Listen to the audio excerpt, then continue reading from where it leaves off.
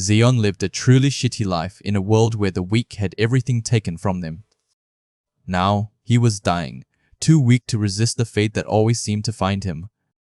He often wondered why, after the world turned to dust, any of the weak were left alive at all. His current predicament had begun on a bus, a desperate escape from a fate he thought he understood. The large man beside him had just slapped him, feigning an apology with a cruel smile.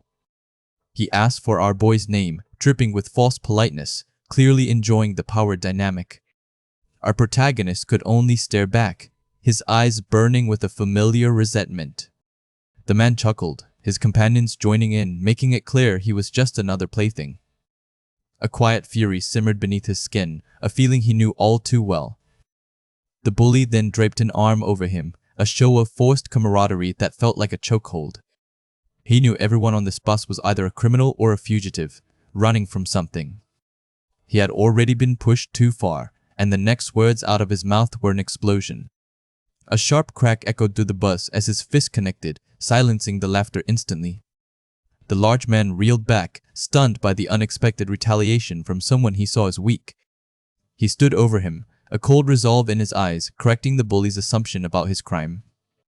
He had committed murder, not just a petty crime, a fact that seemed to shock the bully. In Neo's soul, the city of the strong, only the powerful were considered people. The victim, a mere rat in the eyes of the system, lay dead at his feet. With his last breath, the dying man revealed he was the brother of Lee Ju-yong, an awakener. The name struck him like a physical blow, the weight of his mistake crashing down instantly. Awakened ones were not just strong, they were considered gods, standing above all others. He had offended a god, a mistake that would surely cost him his life. Before he could dwell on it, a sudden impact jolted him, blood splattering across his face. The bully had recovered, his fist connecting with his face, a brutal repayment for the earlier blow. A sickening realization began to dawn on him as the bully continued his assault. He was thrown against the bus wall, the impacts echoing the crushing weight of his new reality. Pain lanced through him, but it was the terror of what was coming that truly made him scream. The bully cracked his knuckles, revealing that he, too, was an awakener, fleeing similar circumstances. His mind raced, a torrent of despair as he realized he had run from one awakener only to crash into another. The bully's body began to glow with an ominous red light, his laughter turning chillingly confident. The other passengers gasped, recognizing the terrifying aura of an awakened one. Panic erupted on the bus, but his fear was different. It was the cold dread of a trap. Without warning, the bus lurched violently, throwing everyone off balance in a new wave of chaos. Even the awakener seemed surprised, his power fading as he struggled to maintain his footing. The driver was slumped over the wheel, clearly incapacitated, leaving the vehicle to its own devices. Our protagonist looked at the driver, a chilling realization forming they weren't heading to the mines at all. The awakener, confused, tried to question what was happening, but his words died in his throat. His eyes widened, grasping the terrible truth of their situation. They were being consumed, swallowed by something far larger and more ancient than they could imagine. The bus was rapidly sinking into a massive sand vortex, a terrifying maw in the desert floor. Screams filled the air as the passengers were tossed about, realizing their fate. He thrashed, trying to escape the quicksand-like grip pulling him down with the bus. He remembered earlier struggles, like when he was a child, always encountering obstacles he couldn't overcome. Those memories felt like a recurring nightmare, a cycle of helplessness he couldn't break. Now, his hand reached up from the engulfing sand, a futile gesture against the monstrous teeth closing in. He was pulled deeper, the sand relentlessly claiming him just like everything else in his life. His fingers twitched, then went limp, the last vestiges of his struggle vanishing beneath the surface. The gritty embrace of the desert grew tighter, a suffocating shroud. With a final faint ripple, his hand disappeared, leaving only the swirling sand above. But deep within the darkness, something ignited, a desperate spark in his dying eyes. A primal scream tore from his throat as a blinding light erupted from his very core. The pain was immense, an agonizing rebirth that ripped through his entire being. His body glowed with an eerie luminescence, his very essence reforming from within. His eyes, wide with a mixture of terror and fierce determination, reflected the burning light. A powerful heartbeat pulsed in his chest, resonating with the newfound energy surging through him. He squeezed his eyes shut, bracing himself for whatever this impossible transformation would bring. When they opened again, the world seemed to shift, revealing a hidden connection to the sand itself. Sand swirled around him, answering his unspoken command, manifesting as a powerful sand blaster. With a roar, he unleashed a concentrated blast of sand, striking the colossal sandworm with incredible force. The creature recoiled, its massive form shaking from the unexpected assault. Dark ichor dripped from the wound, a testament to the power he now wielded. Covered in the creature's fluids, he emerged, his resolve burning brighter than ever. He stood tall, no longer a victim, but a force to be reckoned with. His eyes glowed with an unwavering determination, a silent oath made to himself. The enormous sandworm turned its gaze to the tiny figure, its ancient instincts baffled by this sudden change. In this scorched desert, where everything turned to sand, he would survive. In the scorching desert, a young man felt a powerful, unfamiliar energy pulsing through his very being. Every cell in his body surged with this new sensation, a feeling both terrifying and exhilarating. He wondered if this intense internal shift, this sudden burst of raw power, was truly what they called an awakening. A massive sandworm, a creature of the desert's depths, burst from the sand, towering over him with monstrous intent. Despite the immense danger, a fierce determination settled over our boy. He was ready to face whatever came. He braced himself as the colossal beast lunged, its shadow engulfing him completely. Suddenly, a powerful force slammed into the sandworm, twisting its massive body violently. A close-up of his eye showed the sheer shock and confusion as he struggled to comprehend the speed of the attack. Our boy found himself launched into the air, the world spinning around him as the sandworm's attack was deflected. He landed hard, tumbling across the sand, the impact jarring his entire body.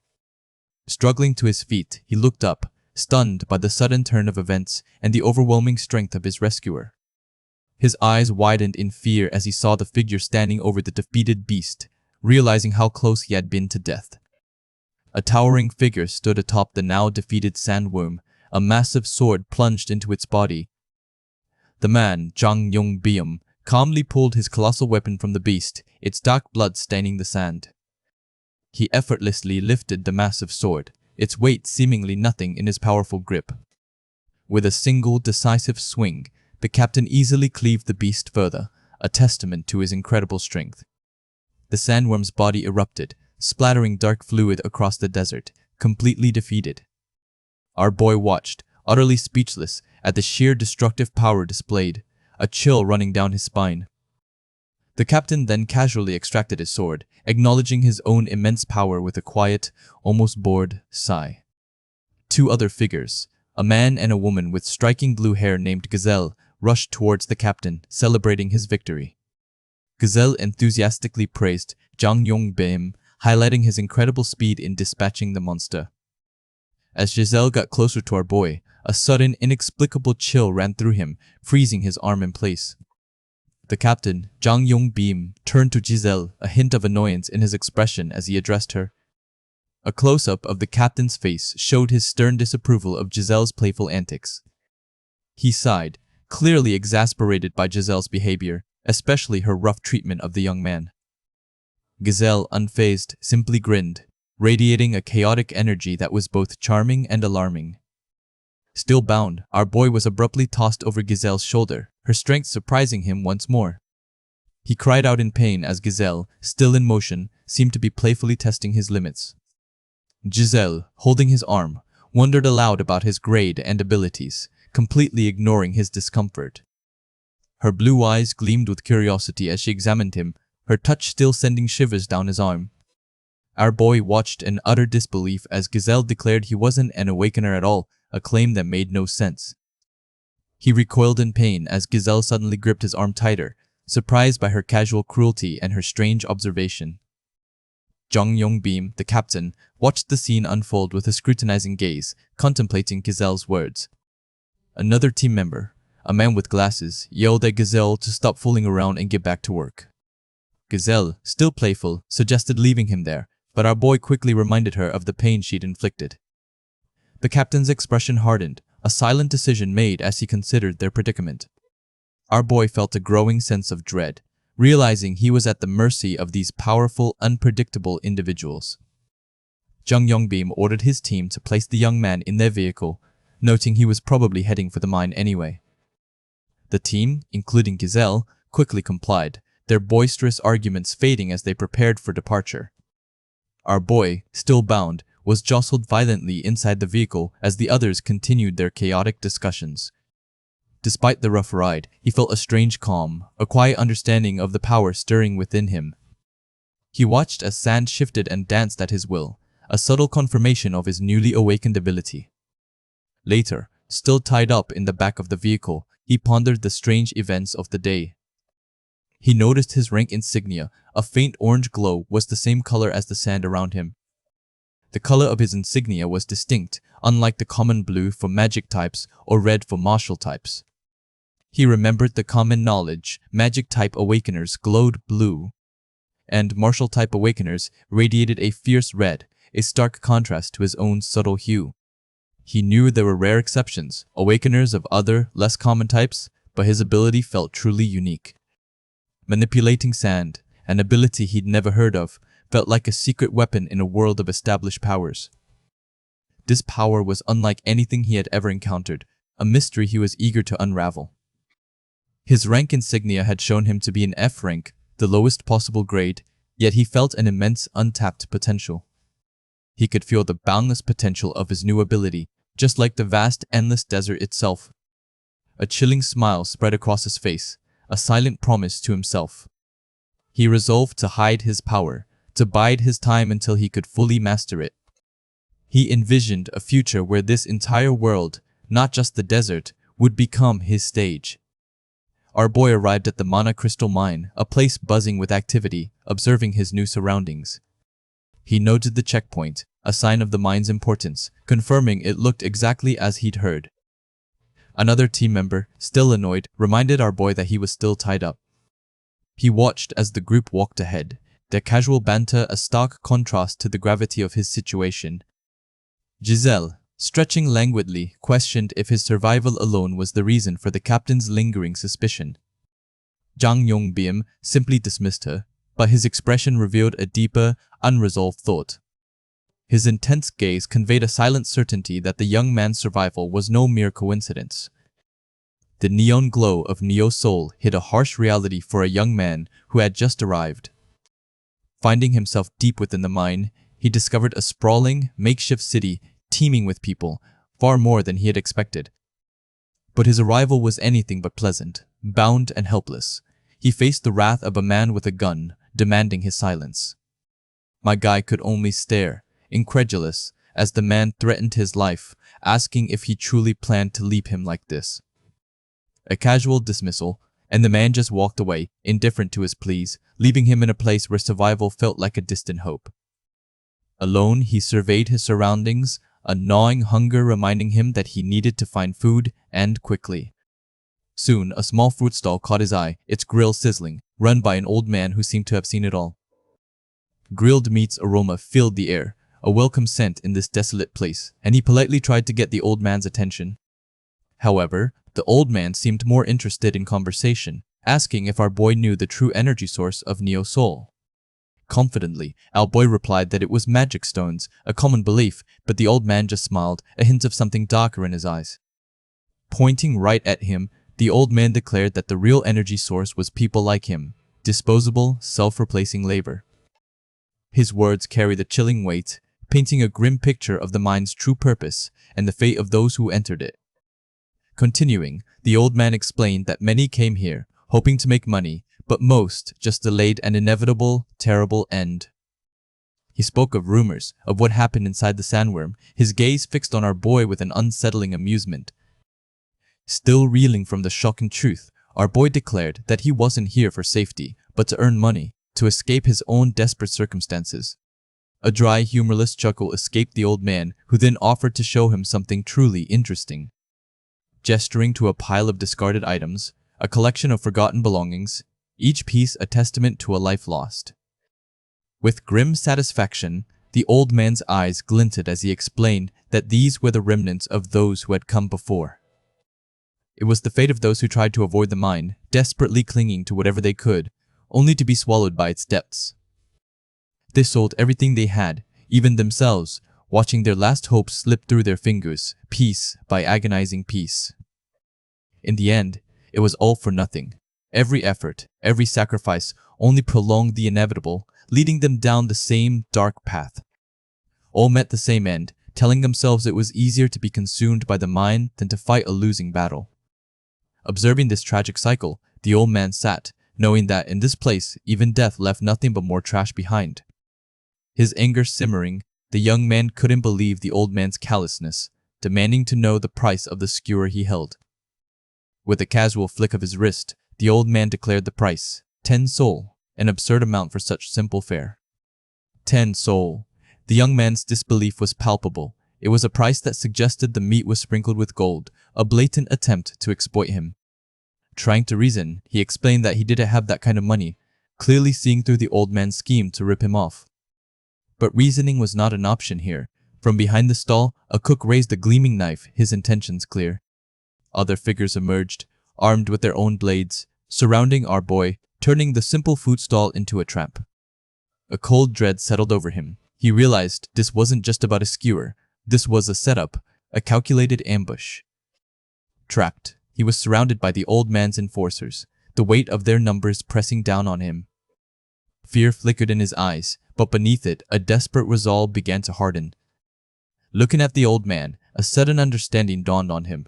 This business wasn't just about selling food. Shadows lengthened, mirroring the trap he found himself in, each gleaming blade a promise of pain. Patiently, the old man simply watched, his smile chillingly calm, waiting to see what our boy would do now.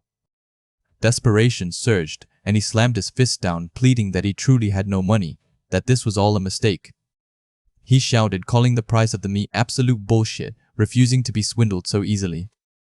A predatory glint in his eyes, the old man's smile widened as he offered an alternative, a trade.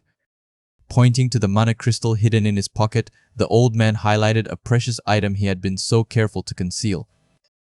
Shocked, his eyes widened. How could the old man possibly know about his most guarded possession? Reaching out, the old man's hand demanded the crystal, promising a fair appraisal, but the menace in his voice was clear. Anguish twisted his face. He had gone through so much to protect that crystal, and now it was being stripped from him. Making one last desperate attempt, the young man suggested store credit, anything to avoid losing the crystal, but it was futile. Ending abruptly, the negotiation saw one of the cooks, a hulking brute, throw a powerful punch, sending our boy reeling. Pain exploded across his face as blood splattered, the force of the blow throwing him to the ground. His hand reached out, instinctively trying to grasp for something, anything, as the world blurred around him. Helpless, he lay as the cook loomed over him, ready to strike again, the brutal reality of his situation sinking in. Onlookers watched, their faces frozen in horror as the violence unfolded, a stark reminder of the mine's unforgiving nature. But then, a surge of power erupted. Sand lashed out, striking the old man, catching everyone by surprise. Now on his feet, the young man wielded the sand like a weapon, his movements fluid and deadly, his true abilities unleashed. His eyes burned with an ethereal glow, a fierce, primal power radiating from him, transforming him from victim to formidable opponent. Waking with a gasp, he found a nosebleed staining his face, the angry man from earlier gently holding his head, asking if he was all right. It had all been a nightmare, a vivid, terrifying glimpse into a possible future. But the unease lingered, a chilling premonition of what truly lay ahead. The world was a scorched desert, and Zeon, a young man with a fierce will, was about to enter its harsh reality. The old merchant, Klexi, held a shimmering mana crystal, his expression one of bored indifference. He barely acknowledged the glowing blue stone, its value seemingly lost on him. After a moment of faint consideration, the old man declared the crystal worth a mere 100 sol, a pittance compared to its true worth. His eyes widening in disbelief and fury, Zeon slammed his hand on the counter, protesting that it was worth at least 3,000 sol. Klexi merely smirked, explaining that in this desolate place, Everything held a different kind of preciousness, a cruel lesson for the uninitiated. He then mockingly suggested Zeon could have ended up as sandworm food, chuckling at his own dark joke. A storm raged within him, imagining the satisfaction of bringing the old man to his knees and exacting his revenge. His knuckles whitened, a silent promise of future retribution, but he held his temper, knowing the time wasn't right. Forcing a strained smile, he simply asked the old man to make sure he had plenty of change, masking his true intentions. Klexi, still smirking, advised him to be careful where he kept his money, warning of pickpockets and robbers in this dangerous city. Our boy's gaze sharpened, pointing out the obvious truth. One such robber, the old man himself, stood right in front of him. Amused by the young man's audacity, Klexi offered him a free item from the junk scattered nearby, calling it a gesture of generosity for their first deal. The pile of miscellaneous objects was a complete dump, filled with what looked like useless scraps and forgotten trinkets. Our boy sifted through the trash, determined to find something of value, refusing to take a loss even on a free item. Klexi watched him, finding the young man's stubbornness amusing, a familiar trait in those trying to survive. Our boy picked up a pair of comical novelty glasses, then his eyes landed on an old, ornate hourglass, a strange sense of recognition washing over him. Klexi explained it was just something a caravan had left behind long ago, unaware of the deeper connection the item held for Zeon. He continued to stare at the hourglass, deciding there was nothing better to be found, even if he kept looking through the junk. He firmly declared his choice. "I'll take this," his voice resonating with an unexpected certainty. The old man scoffed, commenting on his knack for picking the most useless things, oblivious to the hourglass's true potential. Our boy merely waved him off, a hint of defiance in his casual dismissal, already lost in thought about his new possession. He paused, asking for the old man's name, a simple courtesy that would soon become a prophecy. The old man, Klexi, bellowed his name with a wide grin, as if daring him to remember it. He smirked back, expressing his hope that their paths would never cross again, a wish that would soon be shattered. Klexi watched him go, a knowing smile playing on his lips, hinting that fate might have other plans for the defiant young man. The world he inhabited was a harsh one, full of unseen forces and forgotten promises, where every encounter could change a life. Back in his meager quarters, our boy sat on the floor, the hourglass held carefully in his hands, its sands still. He muttered to himself, a countdown beginning for something only he understood, a secret power stirring within him. Taking a deep breath, he prepared himself, his focus sharpening as he embraced the unknown. He exhaled slowly, then inhaled again, tilting his head back as if drawing power from the very air itself. Another long exhale followed, his concentration absolute, his mind connecting with the artifact.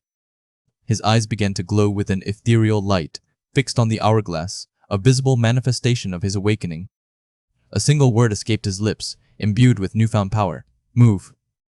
In the reflection of the hourglass, the fine grains of sand reversed their flow, obeying an unseen command, a testament to his unique ability. A wave of frustration washed over him. The hourglass had nothing to do with the awakening he sought, despite its strange power. Yet, he couldn't shake a strange sense of déjà vu, as if the item had been prepared just for him, a tool waiting for its master. The feeling was both familiar and completely new, an unsettling paradox that left him questioning his own perceptions. Before he could ponder it further, his door was violently kicked open, the sudden noise jarring him from his thoughts. A large, brutish man stomped in, his voice booming with aggression as he demanded to know if Zeon was the new piece of shit who had just arrived. He continued his tirade, questioning why Zeon wasn't already crawling his way to the mine, his words dripping with contempt. The man, Manhwa, wondered aloud if he needed to personally drag Zeon there, his tone a clear threat. Our boy calmly stated his name, Zeon, trying to introduce himself amidst the chaos, hoping to de-escalate the situation. He attempted to ask for directions, but a swift, brutal punch cut him off mid-sentence, silencing him violently. He flew across the room, crashing against the wall from the force of the blow, the impact stealing his breath. His fist clenched, blood dripping from his mouth, a silent fury burning in his eyes, a promise of retribution yet to come. Manhwa continued his relentless assault, shouting obscenities with each blow, demanding to know if Zeon thought he was a pushover. He mocked him, calling him an unawakened retard for daring to talk back. The man declared that little shits like Zeon simply needed to shut up and take their beating. Zeon lay on the floor, battered and bruised, but his gaze remained sharp, a dangerous glint in his eyes that Manhwa failed to notice.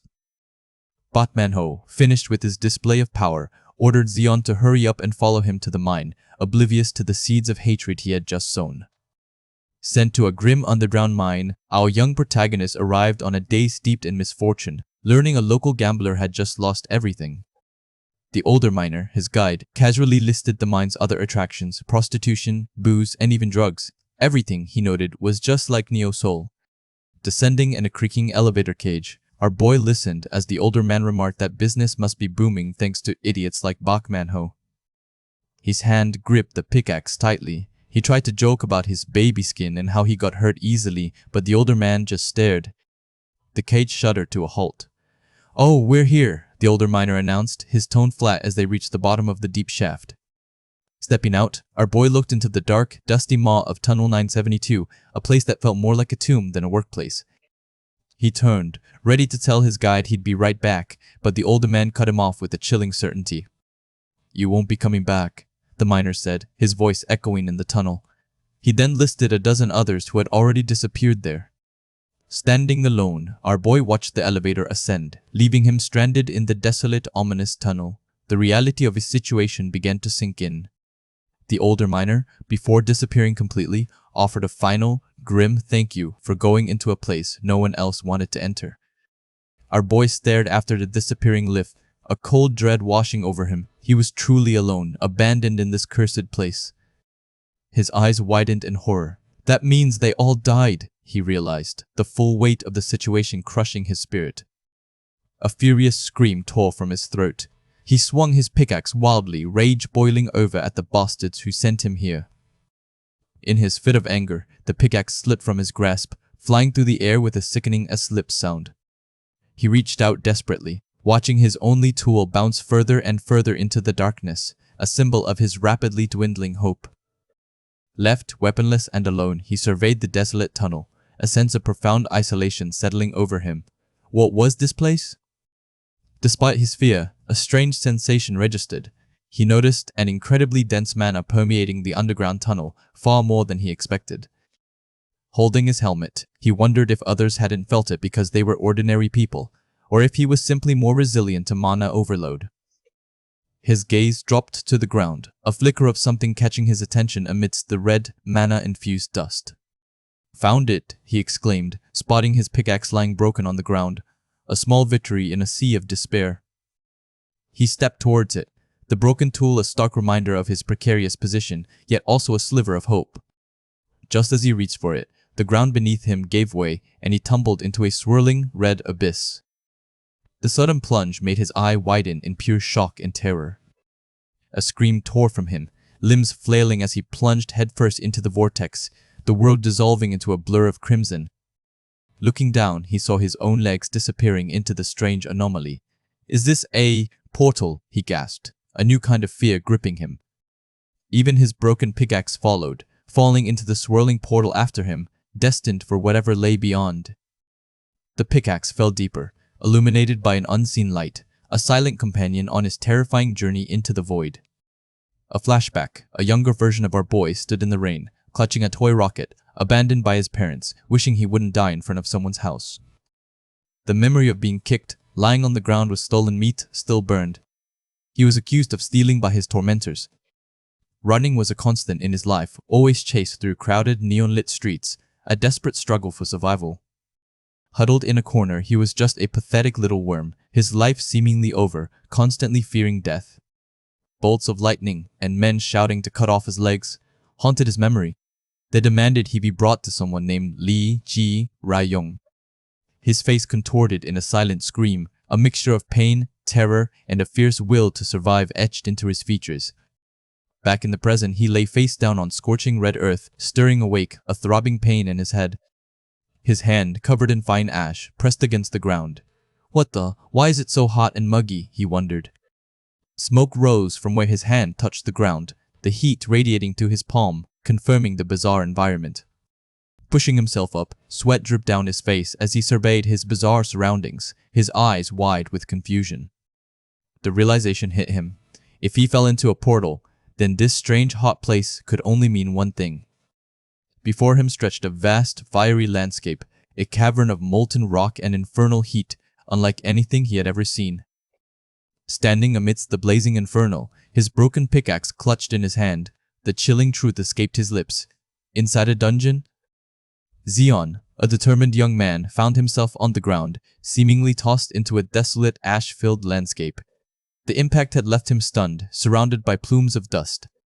Picking up a piece of the earth, he realized too late it was not just dirt but volcanic ash, scorching hot to the touch. The material sizzled, burning his skin. Immediate and intense pain caused a cry of agony as he quickly dropped the burning ash. Scrambling away, explosions of ash erupted around him. Wiping sweat from his brow, he panted heavily, his body already struggling against the oppressive heat. The air was thick and stifling, making every breath a chore. Volcanic ash, resembling sand scorched by fire, brought a chilling realization. If he didn't escape quickly, the ash-filled air would fry his lungs. Grimly, preparations began, pulling up his pants leg to reveal old bandages on his leg.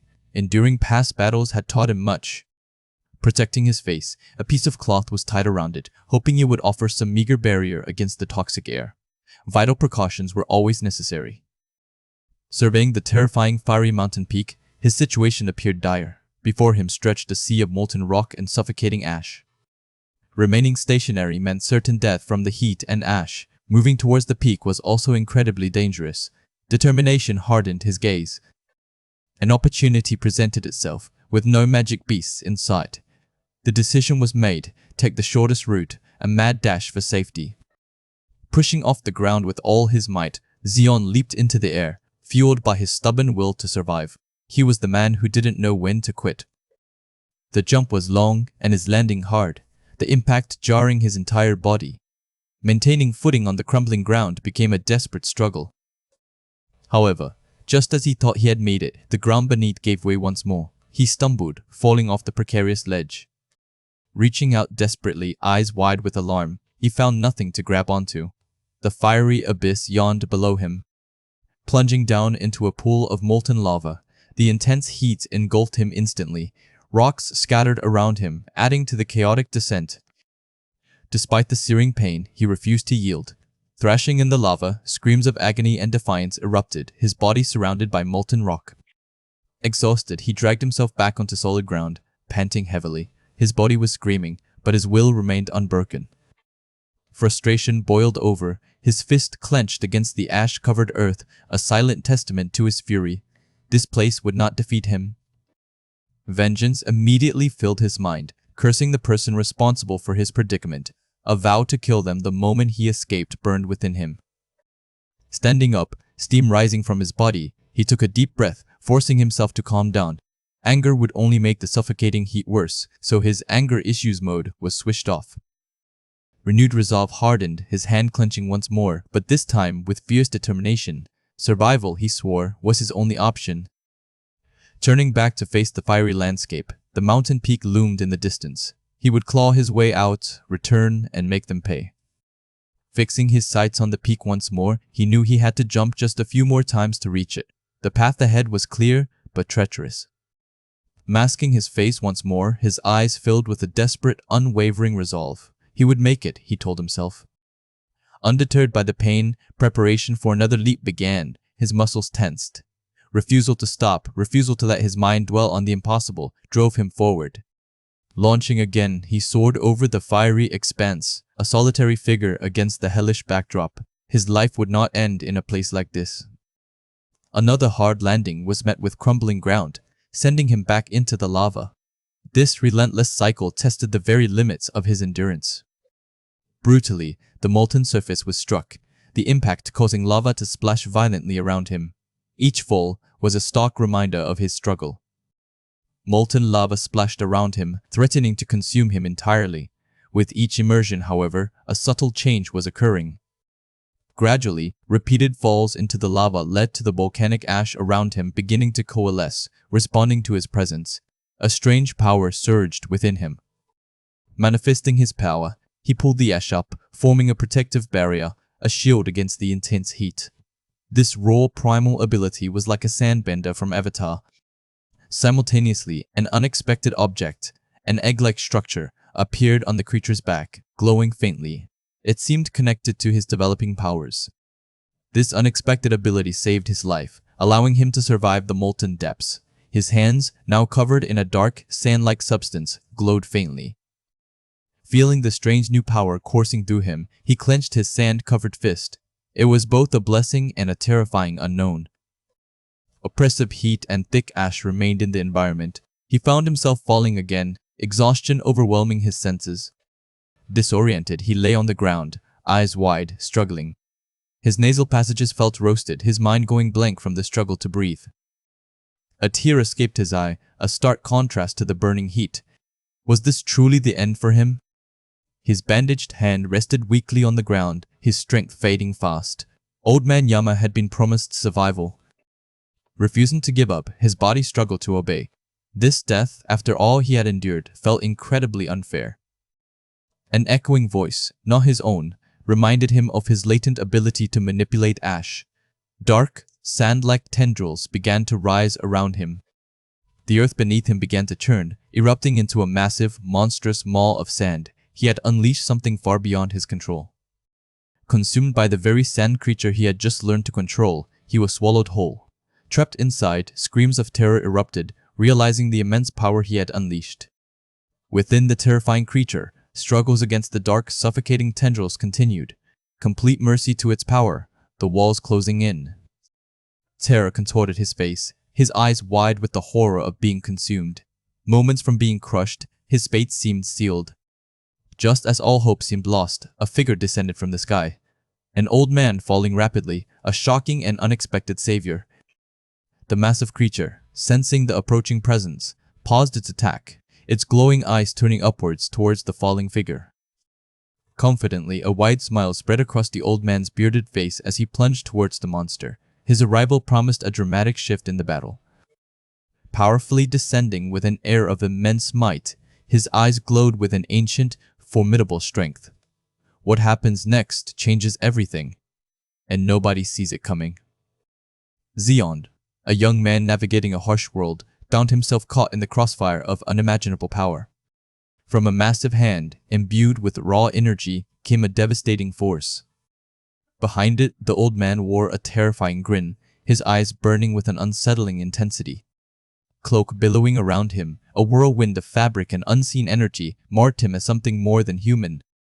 Zeon's eyes widened in sheer terror, reflecting the overwhelming might he was witnessing.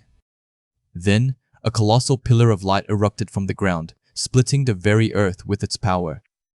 Shattering the landscape, the impact sent chunks of rock and debris flying in every direction. Thrown violently through the air, he was completely helpless against the sheer force of the explosion. Unmoved, the old man stood, a stark contrast to the chaos he had just unleashed. Crumpling to the ground, he clutched his head, his ears ringing from the deafening shockwave. His world spun around him, a blurry mess, as he struggled to comprehend the sudden, brutal assault on his senses. His mind raced, desperately trying to piece together what had just happened, and if his eardrums were even still intact. Lying amidst the rubble, a glimpse of something unsettling, the glowing eye of a monstrous creature, caught his attention. Nearby, the old man's presence dominated the scene, making the true scale of the danger slowly apparent. Sweat mixed with dust on his brow, a stark reminder of how close he had just come to total annihilation. His eyes glowed with an eerie red light, a silent promise of the power he commanded. With a casual, almost dismissive gesture, the old man planted his foot firmly on the head of the monstrous beast. The creature let out a final, pained gasp as it was crushed effortlessly. Its life ended with a single stomp. He could only stare, mouth agape, at the casual brutality and overwhelming strength displayed before him. Then, the old man turned his attention to him, his voice cutting through the ringing in his ears with an unnerving calm. A slow, deliberate countdown began, the silence between each number heavier than the last. 2, the old man declared, and the very air seemed to thicken with unspoken threat. Reflecting in his eye, the old man's imposing figure loomed, a giant over his terrified form. Looking down, his gaze piercing, the old man demanded an answer that the young man felt unable to give. Trapped and unable to escape, he felt the immense pressure of the old man's will bearing down on him. A smirk played on the old man's lips as he finally registered a voice, claiming he could hear now. With chilling finality, a single ominous word was uttered, leaving no doubt about his intent. Panic clawed at his throat, forcing a desperate scream from his lungs as he pleaded for his life. The old man paused, a flicker of surprise in his eyes, realizing the young man wasn't mute after all. Averting his gaze, he felt embarrassed by the old man's dismissive tone, yet relieved to have averted immediate danger. Lingering echoes of power pulsed around him, a constant reminder of his terrifying capabilities. Still reeling from the shock, the young man tried to regain his composure, demanding to know the old man's name. Such audacity, being called a dumbass by this powerful yet incredibly rude individual, was hard to swallow. Simply watching him, the old man showed a hint of amusement as the young man's frustration mounted. The young man vented his anger, questioning why he was being threatened despite having been saved. Dai Odin, the old man, explained that he had been caught in a snare, a rare phenomenon of mana overload in the dungeon. Red, ethereal tendrils, like glowing snakes, visibly coiled around him, illustrating the invisible trap he was in. The old man let out a hearty laugh, finding the entire situation quite amusing, much to the young man's chagrin. Zeon, still irritated, insisted that his savior stop calling him a dumbass, the insult clearly grating on his nerves. Abruptly, the old man grabbed his face, forcing him to focus, and instructed him to gather mana into his eyes. His pupil began to glow, showing the nascent ability to perceive the energy flowing around him. The world transformed, revealing intricate patterns of pure mana, a sight few ever witnessed. Through his newly awakened sight, the young man finally saw the true form of the cloaked monster, lurking unseen moments before. The old man held his chin, ensuring he didn't miss a single detail of the creature that had been right under his nose.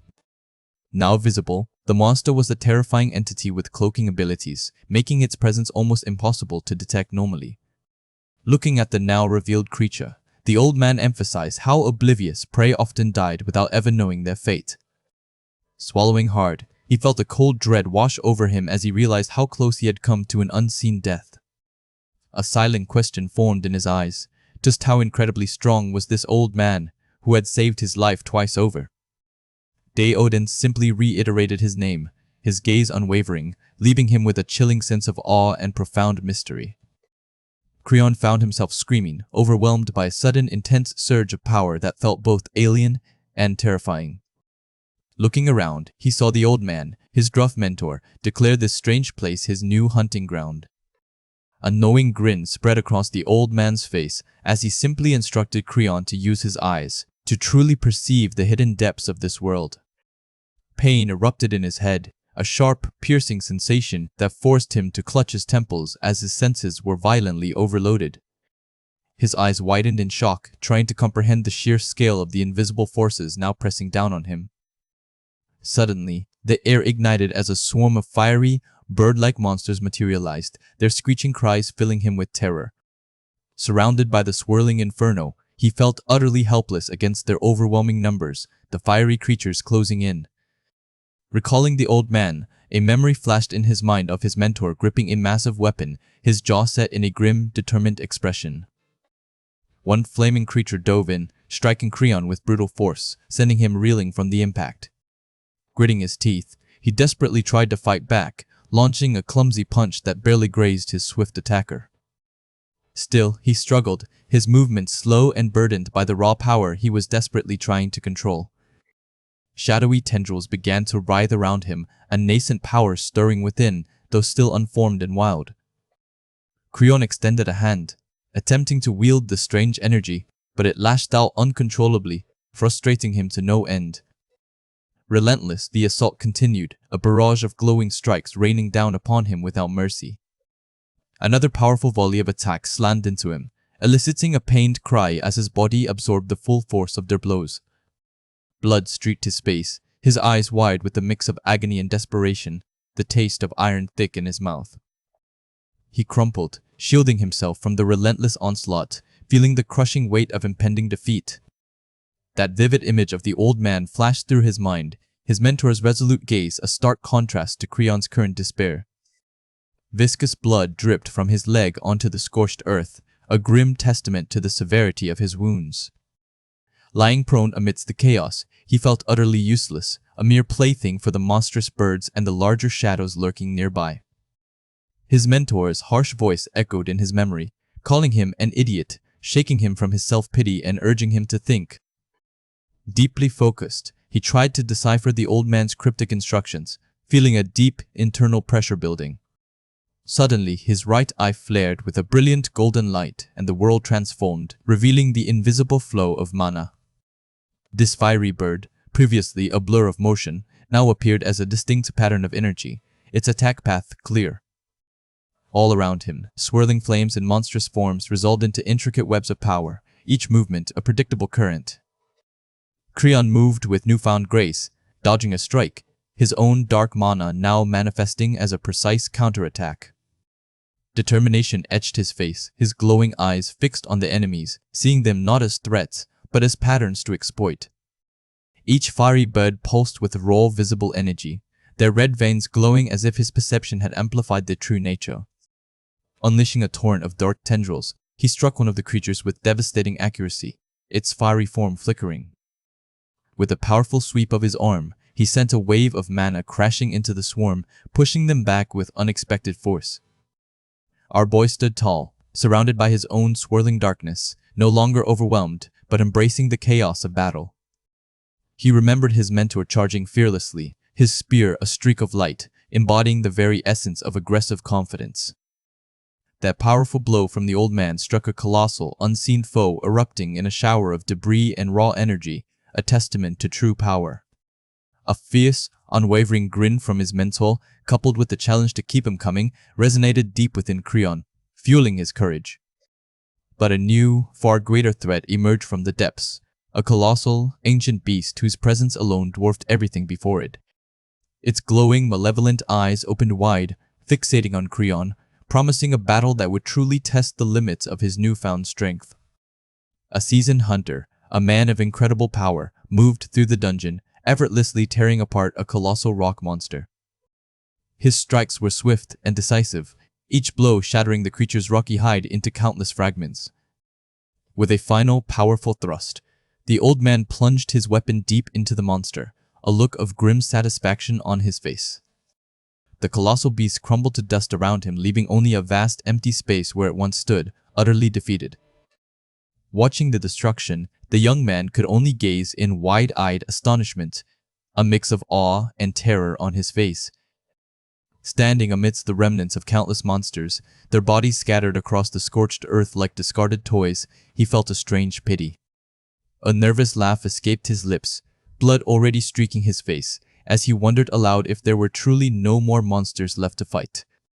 But the silence that followed was heavy, and our boy's eyes widened with a dawning, terrible realization. A sudden, guttural sound ripped through the air, forcing a cry of pain from his throat as he clutched his chest.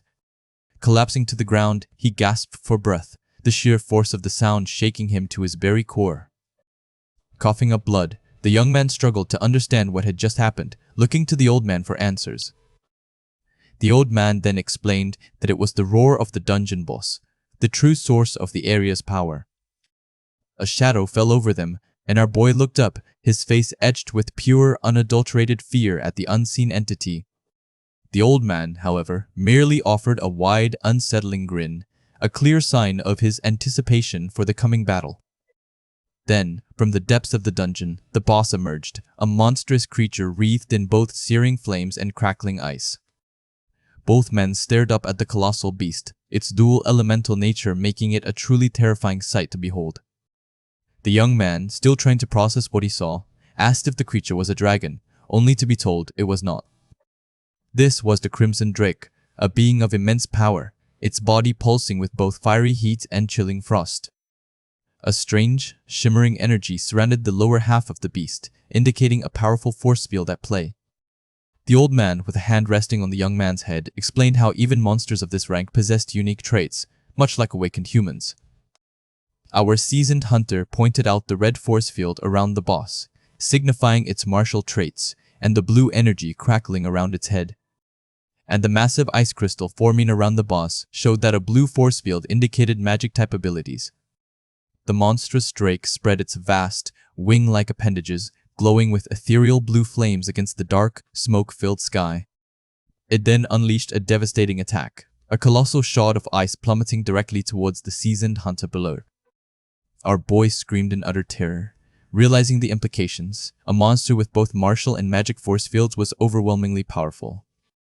The ground beneath him began to crack and heave, unable to withstand the sheer magical force emanating from the boss. Undeterred, the old man stood his ground, preparing to meet the incoming attack with an unnerving calmness. The young man could only watch, frozen in place, his mind struggling to comprehend the impossible power unfolding before him. All his years of experience, all his common sense, felt utterly meaningless in the face of such overwhelming might. The monstrous drake roared, gathering a blinding orb of blue energy in its maw, ready to unleash another devastating blast. Its massive claws, sharp and menacing, twitched with latent power, promising destruction with every movement. The old man simply let out a wild, excited laugh, completely unfazed by the imminent danger, his eyes gleaming. The boss then fired its concentrated blast of energy, a searing beam of light aimed directly at the seasoned hunter. A wide, unsettling grin spread across the old man's face, revealing sharp teeth as he embraced the chaos. The attack was met head-on, a colossal explosion of light and force, erupting as the two powers collided. The old man's eyes glowed with an eerie red light, his laughter echoing through the dungeon, a truly terrifying sound. He tightened his grip on his weapon, promising to personally deliver the final blow to the Crimson Drake. Chaos raged around them, a maelstrom of fire and ice, blue and red energies clashing in a spectacular, destructive display.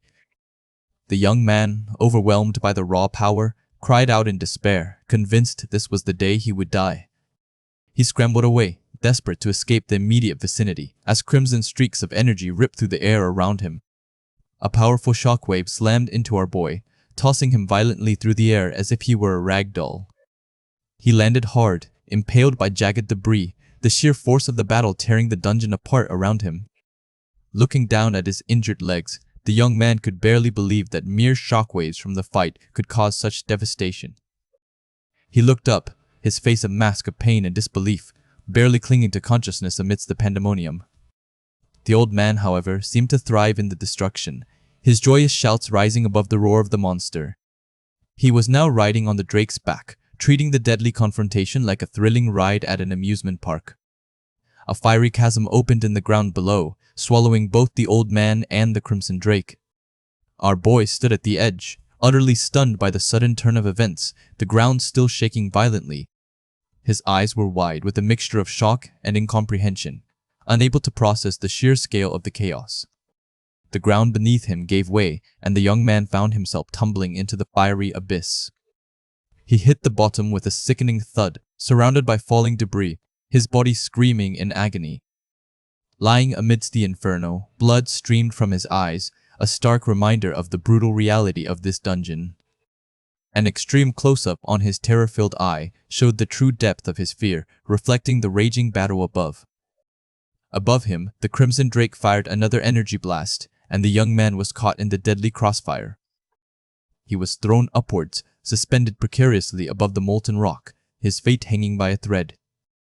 This is the story of Aeon, a young man about to face a choice that would change his life forever.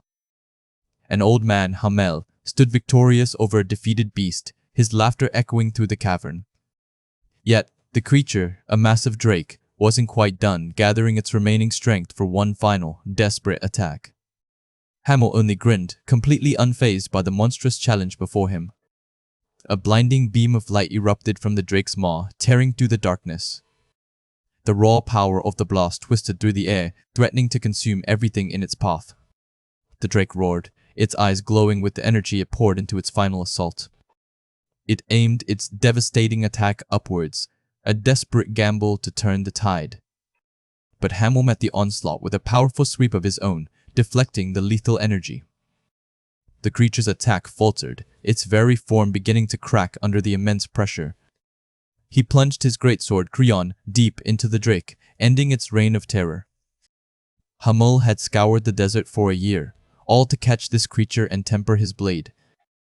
With a single cold command, the monster's fate was sealed. Creon hummed with newly acquired power, radiating an ominous glow. The blade expanded, tearing through the cavern with its raw, destructive force. It spun, a vortex of power, shattering the very ground around it. Hamul stood at the center of the storm, his body resonating with the sword's energy. The blade then began to fragment, revealing its true fearsome potential. He held the transformed Creon, a weapon now fully imbued with the drake's essence. A wide, almost crazed smile spread across his face, a testament to his successful, brutal endeavor. Then, a flicker of surprise crossed his features, as if remembering something unexpected. Looking down, he spotted a figure clinging to the cliffside below. It was our boy, still alive, despite the chaos that had just unfolded. The fight's shockwaves had flung him across the cavern, leaving him bruised and disoriented. Blood streamed from his eyes, a stark reminder of how close he had come to death. A primal scream tore from his throat, the sheer agony almost unbearable. The dark energy continued to batter his body, pushing him to his absolute limit. Sharp spikes of rock shot up, narrowly missing him, a constant threat. Yet he had endured, his body aching, but his will unbroken. Hamul, seeing his resilience, offered a grudging compliment, calling him a clod, but not bad. The old man then grabbed our boy, warning him that the dungeon was about to collapse. My guy was bewildered, wondering why he was being held captive. Hamul only laughed, a harsh, booming sound that echoed through the crumbling chamber. He then flung our boy out of the dungeon, sending him hurtling into the unknown. Our boy screamed in protest, realizing the old man had just thrown him to his potential death. He landed hard on a vast expanse of sand, spitting out grit and dust. Disoriented, he struggled to understand where he was, a strange red portal looming nearby. Hamul appeared from the portal, calmly explaining that the dungeon's collapse had created an exit rift. The old man's expression was stern, a challenge hanging in the air. He then revealed the real reason for his actions. He needed our boy's ability to manipulate sand. Hamul pointed towards a distant direction, offering a path back to a familiar world. He could return to Neo Soul, to the life he once knew, safe and comfortable. Or he could follow Hamul, embarking on a perilous journey to become stronger. The duration of this path was unknown, perhaps months, years, or even decades. Our boy's face showed the immense pressure of the choice laid before him. He could choose the path of comfort, returning to a life free from danger. Or he could throw himself into a gamble, one with a 99% chance of dying. The old man's gaze was unwavering, demanding an answer that would define everything for our boy. What he chose next would change his world forever. Our young protagonist, a newly awakened sandmancer, found himself in a scorching desert, facing a choice that would change his life forever. He scoffed at the old man's offer, refusing to give up his meager comforts for the brutal reality of the desert. He couldn't imagine trading his house, his bed, and the shade for endless sand and sun, convinced the old man was out of his mind. The old geezer simply confirmed his offer, unwavering in his demand for him to follow. For a moment, it seemed our boy would simply walk away, dismissing the whole conversation as ridiculous. But then, a fierce resolve ignited within him, and he declared he would follow, a new path opening. He was the kind of person who always paid back insults, and though he was weak now, he knew he had to get stronger to achieve his revenge. That desire for power extended even to the old geezer who had just insulted him, recognizing his overwhelming strength. This conviction solidified his decision. Following this man was his surest path to becoming unmatched in power. The old geezer simply warned him that this certainty would one day lead to deep regret. With a new determination, our boy braced himself for the journey ahead, his fists clenched in resolve. The old man accepted his decision with a knowing look, a faint smile playing on his lips. "Follow me, you idiot," the old geezer commanded, already walking away. "We have a long way to go." The journey began immediately, and our young protagonist was already struggling, begging the old man to slow down. After 6 agonizing hours under the relentless sun, he pleaded for a break, utterly exhausted and desperate. The old man remained silent, a stoic figure against the vast, golden landscape, his presence unyielding. Our boy's frustration boiled over, yelling at the silent mentor for his erratic moods, losing his composure. The intense heat and endless walking were taking their toll, sweat beading on his skin and blurring his vision. Each step was a battle against the sinking sand, making progress feel impossible under the scorching sun. He knew he risked heatstroke or dehydration if he continued without a plan, wondering how he was supposed to endure this. The old geezer, observing his struggles, called him a fool, pointing out that he wasn't even using a fraction of his true power. Confused, our boy asked for clarification, unable to grasp the old man's meaning. The old man explained that possessing the ability to manipulate sand, yet struggling to walk on it, was pathetic. The geezer's scornful expression made his words cut deeper, leaving no room for argument or excuse. Our boy protested, reminding the geezer that he had only just awakened his F-rank abilities the other day. The old man dismissed his rank, roaring that it didn't matter and that no one was born S-rank. He challenged our boy's will, asking if he would simply give up because he wasn't born blessed. The geezer emphasized that in the eyes of others, our boy was already blessed enough, despite his complaints. The word blessed echoed in our boy's mind, a new perspective dawning on him as he looked at his formidable mentor. The old geezer then pushed his head, urging him to stop whining and start thinking about how to utilize his abilities. He bluntly stated that a brain was useless if it wasn't used, making our boy look up in startled realization. The old man continued, stressing that his power was his own, and he alone had to figure out how to break through his limitations. With a sharp twist of our boy's head, the old man punctuated his lesson, declaring that if he couldn't figure it out, he might as well be dead. Our boy grunted in pain as the geezer threw him to the ground, forcing him to confront the sand again. He was back to square one, his feet sinking into the soft ground, but now with a clear challenge to overcome. Lying there, our boy began to strategize, realizing his sand control extended about 5 meters around him. The sand, sinking to his ankles, was indeed a nuisance, but he knew he could overcome it with his newfound ability. He envisioned a solution. If he could condense and solidify the sand, he could walk more easily and reduce stamina drain. His first attempt was a success. His feet no longer sank, making movement effortless on the firm surface. However, the mana consumption was too high for long-term use, forcing him to abandon that approach for efficiency. He considered another idea, focusing mana into his legs to walk on the sand, and found it definitely easier. The old geezer watched, a faint smile playing on his lips, appreciating the youth's persistent efforts to adapt. Our boy stumbled, another attempt failing, but he quickly picked himself up, fueled by the desire to improve. The old man continued to observe, noting that despite his F rank, our boy's mana control was closer to E or D rank. Then, a breakthrough. Our boy finally found a stable method, his feet glowing faintly as he moved. "Old geezer, look at this," he exclaimed, proudly demonstrating his refined technique. He used mana to solidify only the sand directly touching his feet, making walking simple and efficient. He proudly stuck out his tongue at the old man, a clear sign of his youthful exuberance and newfound confidence. The geezer, unimpressed, simply punched him, calling his antics annoying and a waste of precious energy. As our boy lay stunned on the ground, the old man sternly advised him not to waste unnecessary energy, or he would certainly die. Our boy, utterly spent, could only gasp, barely able to form words as he collapsed, completely drained, the desert's harsh lesson sinking in. An unknown young man, wounded and dazed, slowly became aware of his surroundings, unsure of where he was or how he got there. Beside him, an old man with long white hair sat gruffly, casually chewing on a piece of jerky, seemingly annoyed by the young man's presence. The old man, with a dismissive tone, made it clear he saw the young man as nothing but a hindrance, a waste of his precious time. Lying there, utterly helpless, the young man could only register the old man's words, feeling the weight of his own injuries. The old man began to speak, his voice raspy, recounting how the world had changed, how the concept of protecting the weak had once been a noble act.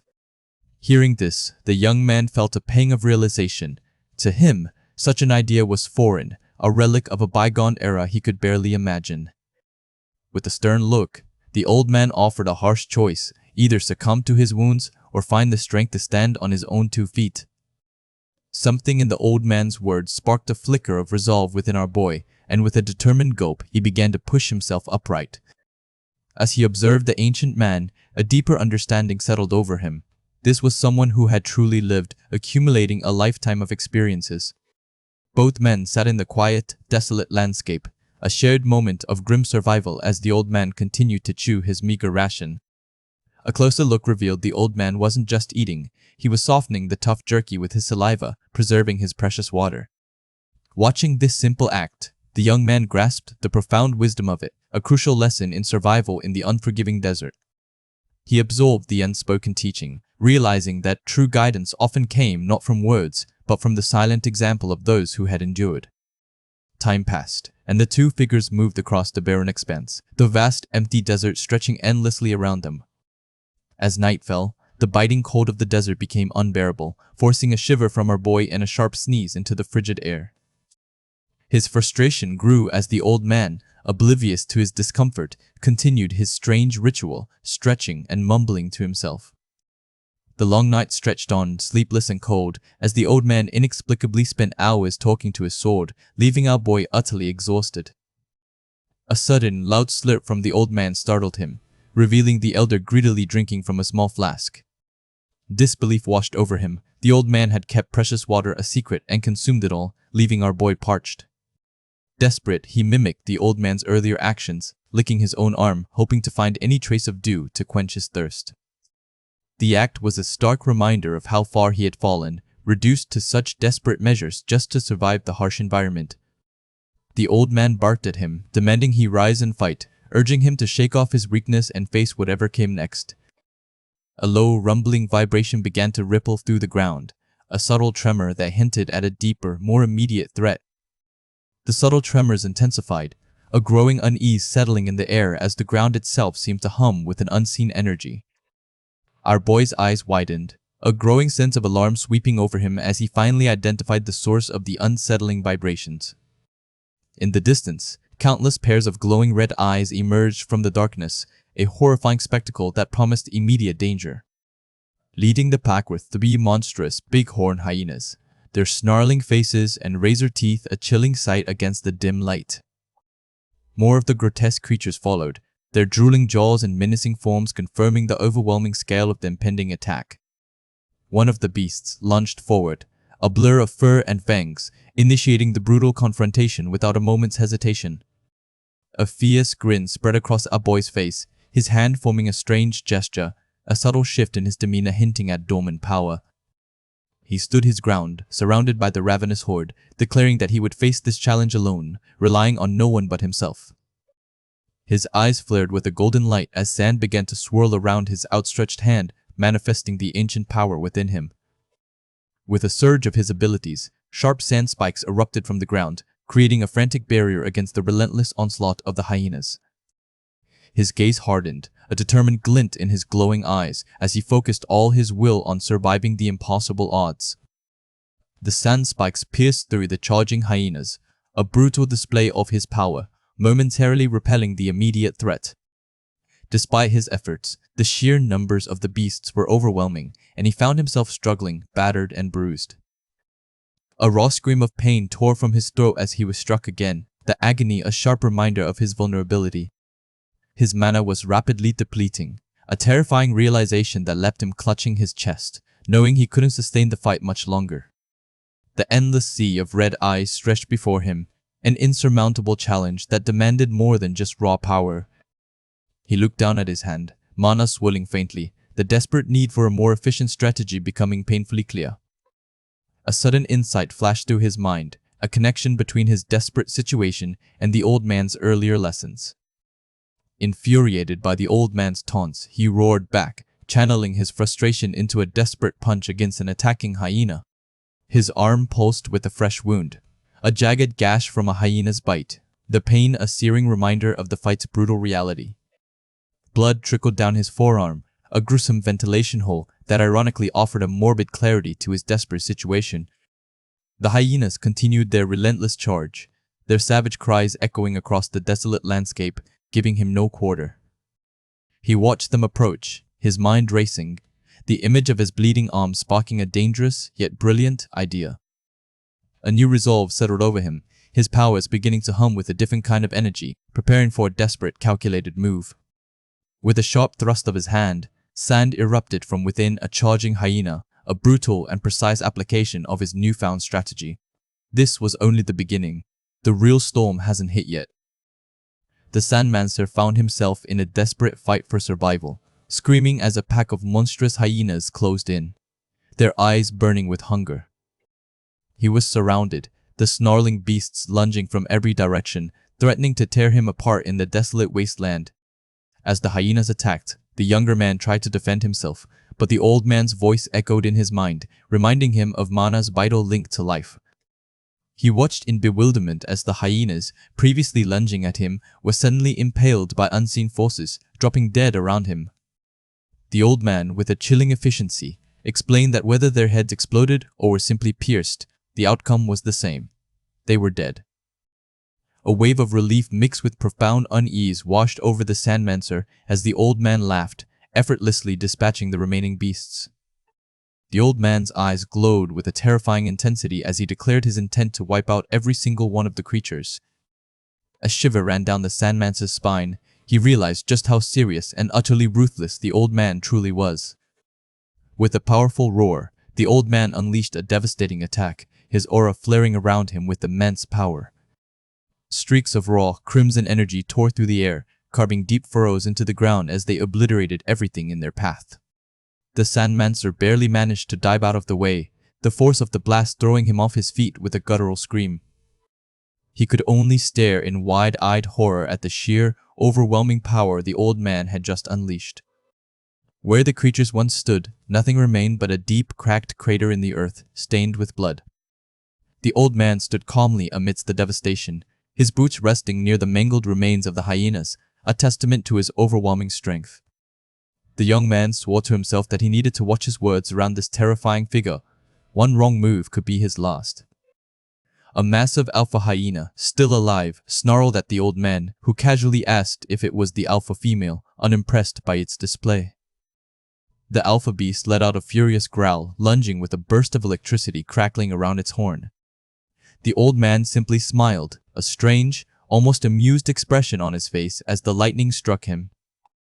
Instead of harming him, the lightning seemed to coalesce around the alpha, trapping it within a shimmering, crackling force field. "Old geezer, look out!" the young man shouted, his voice laced with genuine panic, fearing for the old man's safety. The old man, completely unfazed, simply let out a contented hum, finding the intense electrical current nice and tingly. The Sandmancer stared, utterly bewildered, as the old man treated a deadly attack like a pleasant massage, his mind struggling to process it. With a final, decisive gesture, the old man crushed the alpha hyena, the force field collapsing around it. His face contorted in a ferocious grin, the old man delivered the finishing blow, his power absolute and terrifying. He effortlessly dispatched the last of the alpha hyenas, leaving no doubt about his dominance. The Sandmancer, recovering from his shock, clapped his hands together with a manic grin, relieved the danger had passed. The old man then presented a horn from one of the fallen beasts to the young man, who was now wearing a hyena pelt. He explained that the horns of the bighorn hyenas had many uses, especially this one with its lightning attribute, making it a fine weapon. The young man looked down at the dagger the old man had just given him, a new tool for his journey. He watched as the old man began to butcher a hyena, explaining that from now on, he would have to procure his own food. The old man meticulously cut out a piece of flank meat, warning that the rest of the hyena was highly toxic. The Sandmancer looked worriedly at the meat, realizing the precariousness of their situation and the hidden dangers of their food source. Soon, he was happily chewing on the flank meat, humming a tune as he found it surprisingly delicious and satisfying. He also discovered a new skill, sand walk, which made traveling through the scorching desert a breeze, lifting a heavy burden from his shoulders. Feeling emboldened, the young man cheekily taunted the old man, asking if he was jealous and pushing himself too hard at his age. He dodged the playful punch from the old man, feeling a surge of youthful confidence in his new abilities. The old man, however, managed to flick him on the head, a light but firm reminder of his place. The Sandmancer dramatically crumpled to the ground, feigning great pain, while the old man simply sighed at his antics. As he lay on the ground, the young man noticed the old man looking intently in one direction, spitting sand from his mouth. He took a deep sniff of the dry desert air, sensing a faint, unusual moisture, a feeling he hadn't experienced in days. The old man, too, seemed to sense it, his gaze fixed on the same distant point, confirming the young man's growing hope. Both men stood on a dune, looking out at the shimmering horizon, a shared anticipation building between them. As they crested the next rise, a miraculous sight unfolded before their eyes, something they had only dreamed of. The Sandmancer let out a joyous cry, his face alight with disbelief and overwhelming happiness. An oasis, a vibrant pool of life in the heart of the scorched desert, stretched out before them, promising respite and renewal. What happens next changes everything, and nobody sees it coming. The world of the scorched desert was unforgiving, a place where only the strongest survived, but it was here that our young man's journey truly began. After days of relentless travel through the desolate dunes, a shimmering vision appeared on the horizon, filling him with an almost childlike glee. He couldn't contain his excitement, his face lighting up as he realized the rumors were true. They had finally found what they were searching for. Overwhelmed by the sight, he broke into a frantic run, desperate to reach the life-giving water that promised respite from the brutal heat. The old man, his mentor, watched with a grumble, clearly annoyed by the young man's reckless abandon, but didn't stop him. For so many days, the thought of water had been a distant dream, and now it was a tangible reality, pulling him forward with irresistible force. He plunged into the cool depths, the sensation washing over him like a blessing, finally offering relief to his parched body. The water enveloped him completely, and he let out a sigh of pure contentment, savoring every precious moment of its embrace. In a desert where temperatures soared past 50 degrees, this coolness was a revelation, seeping into his very bones and revitalizing his exhausted spirit. His bliss was short-lived, however, as a strange, blinding light caught his attention, pulling him from his peaceful reverie. The light was intensely warm, almost hypnotic, and a sudden wave of lethargy threatened to pull him under completely. A dangerous drowsiness began to creep into his mind, making him feel heavy and distant, losing his grip on reality in the inviting water. A sharp, furious shout from his mentor pierced through the haze, forcing him to snap out of the trance-like state. The old man sprinted towards him, his face a mask of urgency and anger, clearly understanding the hidden danger our young man had missed. Just as the mentor reached him, a colossal creature erupted from the water, revealing itself to be a monstrous sand angler, its lure glowing ominously. The sand angler, a terrifying predator of the desert, used its bioluminescent lure to draw in unsuspecting prey, just as it had attempted to do with our guy. With a powerful yank, the mentor pulled the young man from the water, saving him from the creature's gaping maw by a hair's breadth. The monstrous angler thrashed violently, its massive body creating huge waves, a clear display of its raw, deadly power. Our young man, dripping wet and wide-eyed with terror, finally understood the true nature of the oasis and the peril he had narrowly escaped. The old man, a seasoned warrior of the desert, stood firm against the beast, ready to protect his charge from the lurking danger. With a swift, practiced movement, the mentor delivered a crushing blow, sending the creature recoiling with a loud splash. The sand angler roared in pain, its immense form shaking the very ground, momentarily stunned by the unexpected attack.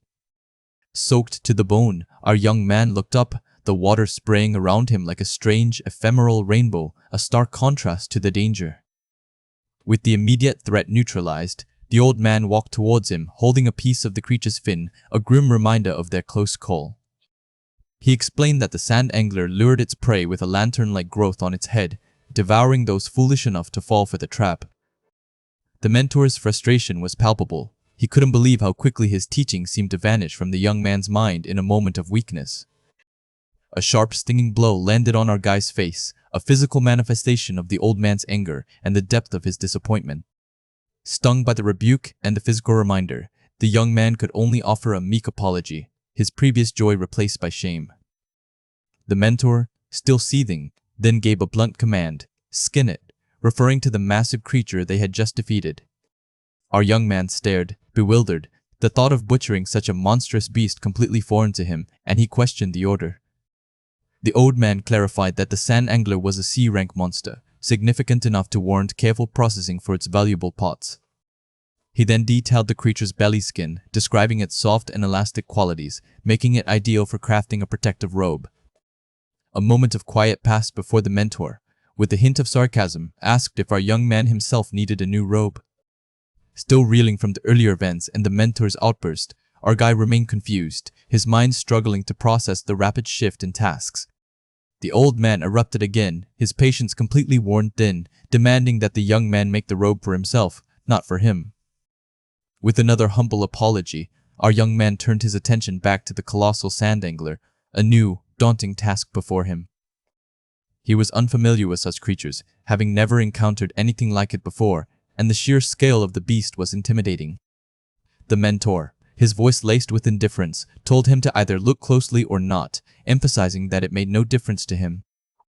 Our young man cautiously approached, realizing this massive desert beast was, in essence, a type of fish, a concept he'd only heard rumors about.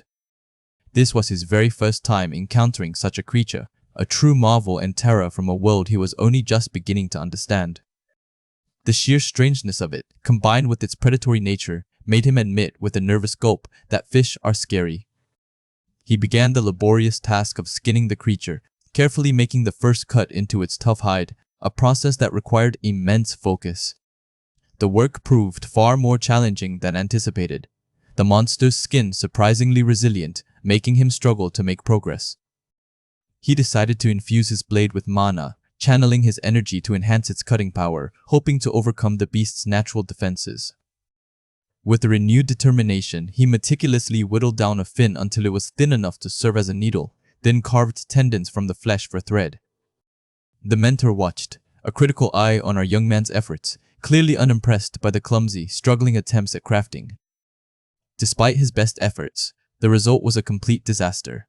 The raw materials ruined, leaving him with nothing but a pile of trash and a profound sense of failure. An elderly craftsman, a seasoned figure with long white hair, smiled widely as his latest creation, a magnificent robe, finally came to life. 8 grueling failures had preceded this moment, each one a test of his unwavering resolve. Admiration filled him as he gazed at his newly fashioned garment, already calculating the significant profit it would surely bring. Our young protagonist, Zeon, eager to claim the impressive robe, reached for it, but his mentor swiftly pulled it away. Instead, a grotesque, pulsating organ was held out, demanding his apprentice consume it, a challenge that turned his stomach. Disgust filled the young man as he recoiled, questioning what this foul-smelling thing could possibly be. Laughter escaped the old geezer, insisting it was a rare and powerful medicine, essential for survival in the harsh desert. Reluctantly, our boy took the squishy, unappetizing mass, knowing that defiance would only lead to a harsher fate.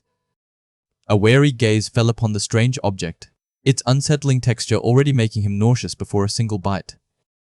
With a grimace, the young man began to eat, bitter taste overwhelming his senses with every forced swallow. Continuous devouring of the large organ contorted his face in an expression of pure misery and revulsion. Slowly, the disgusting meal disappeared, each bite a desperate struggle against his body's natural gag reflex. Finally, the last morsel was gone, a faint glimmer of hope in his eyes that this torturous ordeal was at last over. His mentor watched him, a chilling smile on his face as he casually stoked the flames of a nearby fire. Intense warmth began to spread through our boy's body, his mana stirring within him like a coiled serpent. Heat intensified rapidly, becoming unbearable, and a cry escaped him as his very being felt consumed by an internal conflagration.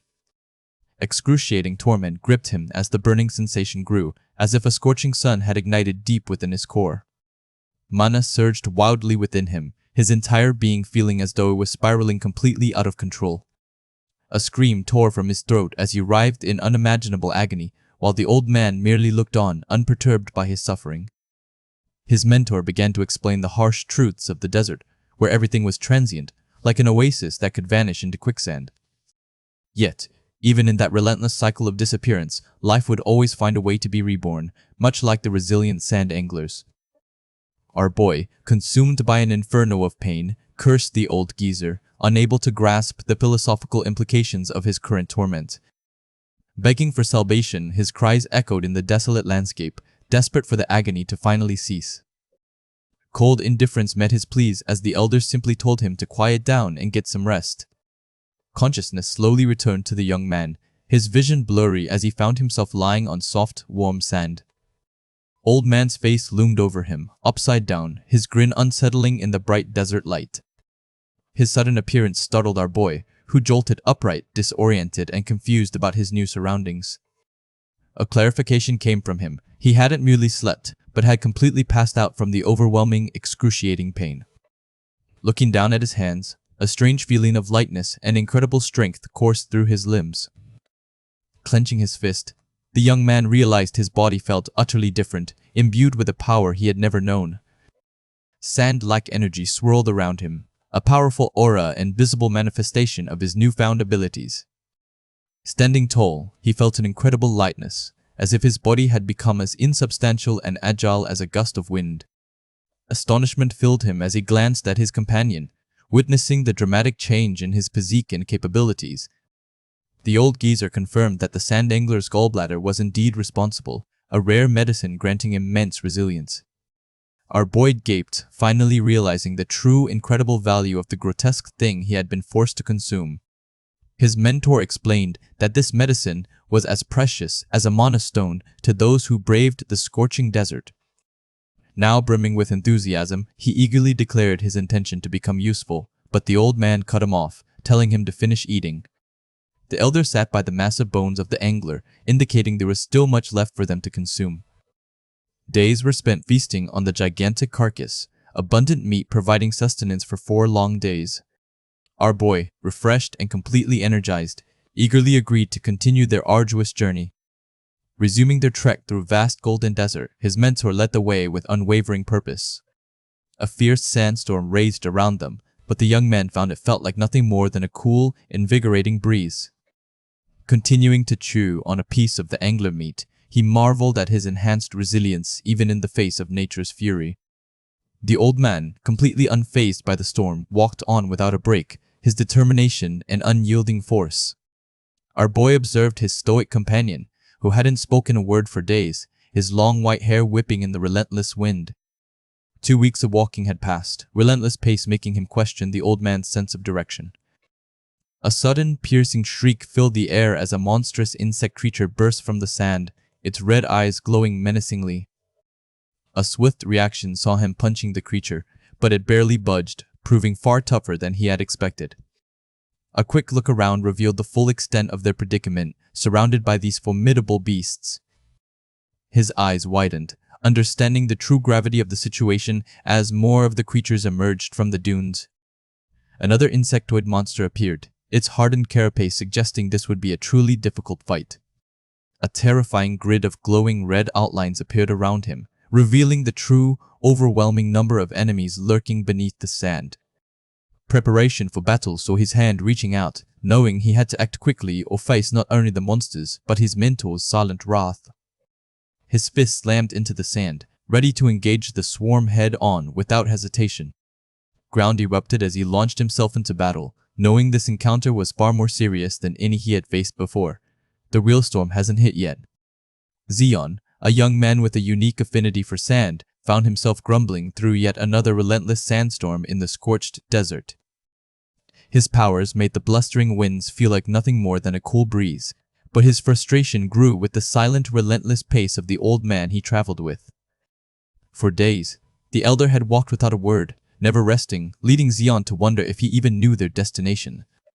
The old man's back, with his massive sword, offered no clues, only continued forward motion. Zeon sighed, resigned to their continuous trek through the dunes, the endless sand swirling around them. Suddenly, a massive, ant-like creature with glowing red eyes emerged from the shifting sands, its presence chilling. Bro initially hoped they could simply bypass it, but the creature's aggressive posture made it clear they wouldn't be ignored. He looked back, a frown creasing his brow, sensing the true danger approaching. A flicker of unease crossed his face as he realized the gravity of the situation. Our boy knelt, his hand touching the sand, preparing for whatever lay ahead. With a powerful stomp, he sent a ripple of sand outward, readying his unique abilities. More of the monstrous ants began to appear, their numbers growing rapidly, surrounding him. He looked down, his expression hardening, knowing a fight was now inevitable. With a swift movement, he unleashed a blast of sand, a clear signal of his intent. A sudden panic seized him as he realized the old man was nowhere to be seen, abandoned in the swirling chaos. He slid through the sand, his mind racing, the thought of being left behind fueling his terror. Regret immediately washed over him. He quickly apologized in case the old man had heard his outburst. He ran, desperately searching the horizon, wondering where the old man had gone. His detection zone, typically reliable for spotting monsters within a 10-meter radius, picked up something far more terrifying than a lone beast. What he sensed was an overwhelming presence, a sheer terror that made his blood run cold as more creatures surfaced. He looked up, horrified, at the seemingly endless tide of gigantic, black, ant-like monsters erupting from the sand. Far above, the old man sat calmly, observing the chaos below, a silent judge. Zeon struggled against the rising sand, his face contorted in frustration and disbelief at the sheer numbers. He looked around, overwhelmed by the impossible odds, yet a spark of defiance lit his eyes. A determined, almost crazed smile spread across his face, a sign of his resolve to fight. He plunged back into the fray, unleashing another powerful sandblast against the relentless swarm. His face grimaced in exertion, pushing his powers to their limit against the tide of creatures. Despite his efforts, one of the massive ants struck him, a sharp blow that sent him reeling. He screamed as he was flung into the air, the monster's mandibles having caught him. A close-up of his face showed raw rage, determination mixing with the pain. He landed hard, surrounded once more, muttering, "Ah, shit," as the situation worsened. Using his sand powers, he propelled himself upwards, attempting to escape the immediate danger. From his vantage point, he looked down into a massive pit, realizing the entire desert floor had become a vast, living ant nest. Blood trickled from his eye, a testament to the brutal fight, as he glared upwards into the swirling, dusty sky. He was hit again, the impact jarring, sending more blood flying from his wounds. He landed on a small rock formation, still surrounded, the creatures relentlessly attacking. His eye, though bleeding, remained focused, refusing to yield to the overwhelming numbers. One of the larger monsters stomped down, crushing him under its immense weight. He screamed in agony, falling helplessly as the creatures continued their assault. Lying on the ground, blood pooling around him, he was battered but not broken. He gasped for breath, his body aching, yet a fierce will to survive still burned within him. Despite his injuries, his gaze was defiant, a silent promise to endure. The old man, impassive, continued to watch Zeon from his perch, a subtle challenge in his eyes. A wide, bloody grin split Zeon's face, a chilling display of his refusal to give up. He pushed himself up, ready to fight again, his bloody smile a mask of fierce resolve. The old man finally spoke, a calm voice cutting through the chaos. "Yeah, that's the attitude, idiot." His red eyes, sharp and ancient, held a profound understanding of the trials Zeon was undergoing. Zeon plunged back into the fight, a lone figure against an endless, terrifying swarm. The old man watched, a silent dare in his gaze, challenging Zeon to make it to the very end in this crazy world. Our boy, the Sandmancer, struggled to survive in a world scorched by ancient tragedy. An old master once challenged him, asking if he could truly endure this brutal reality. For the young Sandmancer, there was nothing more horrifying than the memories burned into his soul. A century earlier, a devastating tragedy had swept through, leaving only destruction in its wake. It was a moment of pure chaos, gone as quickly as it had arrived. The image of his loved ones being torn apart remained vivid, a constant torment. That haunting memory was etched deep within his very bones, never to fade. Even now, the raw pain of that day felt as fresh as yesterday. Survival, he had learned, often meant carrying an unbearable weight. It was a brutal dance on the edge of life and death, a constant struggle. The old man watched, a faint smirk playing on his lips as if testing the limits of the young Sandmancer. Our boy pushed through, battling against the swirling sand and monstrous foes. He screamed, a desperate cry, wondering if his enemies felt the same creeping dread.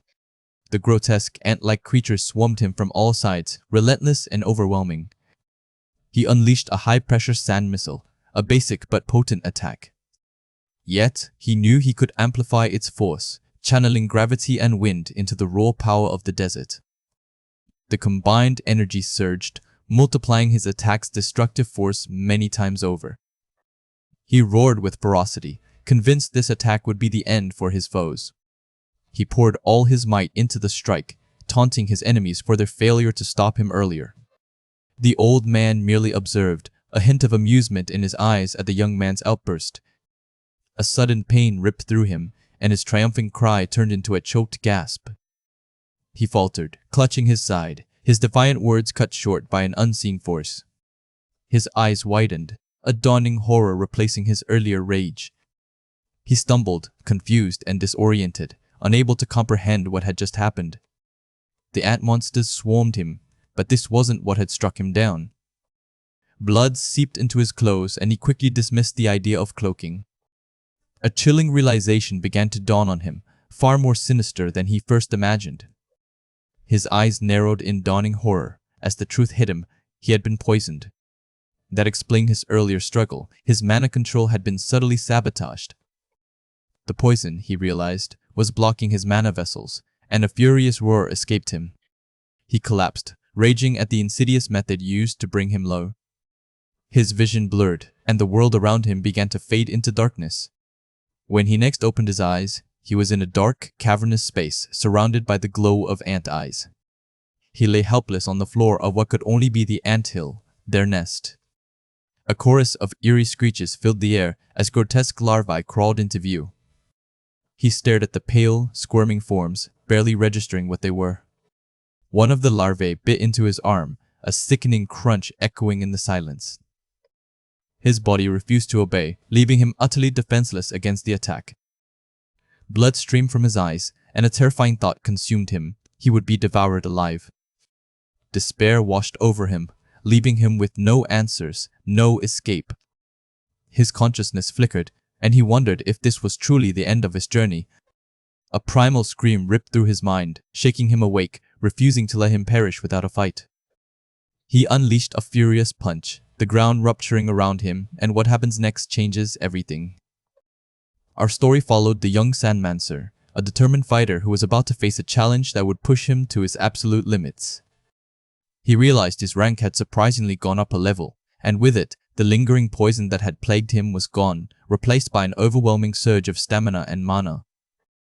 A close look at his arm confirmed the change, new markings appearing as if he had undergone a profound evolution, his power now on a completely different plane from his previous F rank.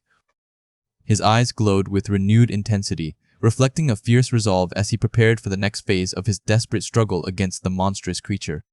Facing the colossal wolf ant queen, he braced himself, acknowledging the terrifying power radiating from the beast before him.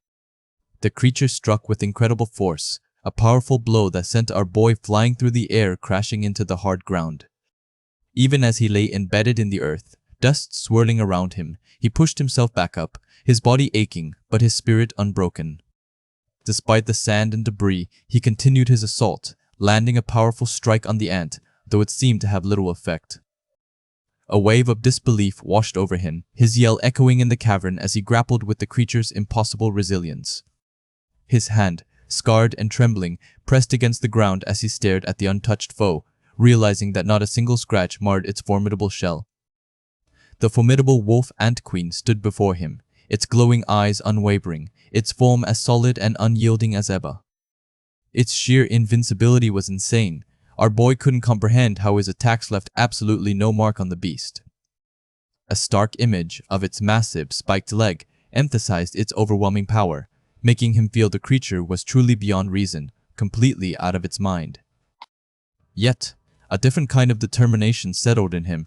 He knew he couldn't win by fighting like this, not against such an impenetrable foe. No matter how much he attacked, he understood his efforts were futile. The creature's armor remained untouched, a daunting barrier to his victory. He needed to rethink his approach entirely, searching for a way to defeat the unbreakable armor without actually breaking or piercing it. Without hesitation, a new strategy formed in his mind. He wouldn't break the armor. He would twist it and rip it off completely. A fierce surge of power erupted from him, swirling violently around the ant, a vortex of sand designed to tear at its defenses. The agonizing strain twisted his face into a scream, his body pushed to its absolute limit as he channeled every ounce of his new strength.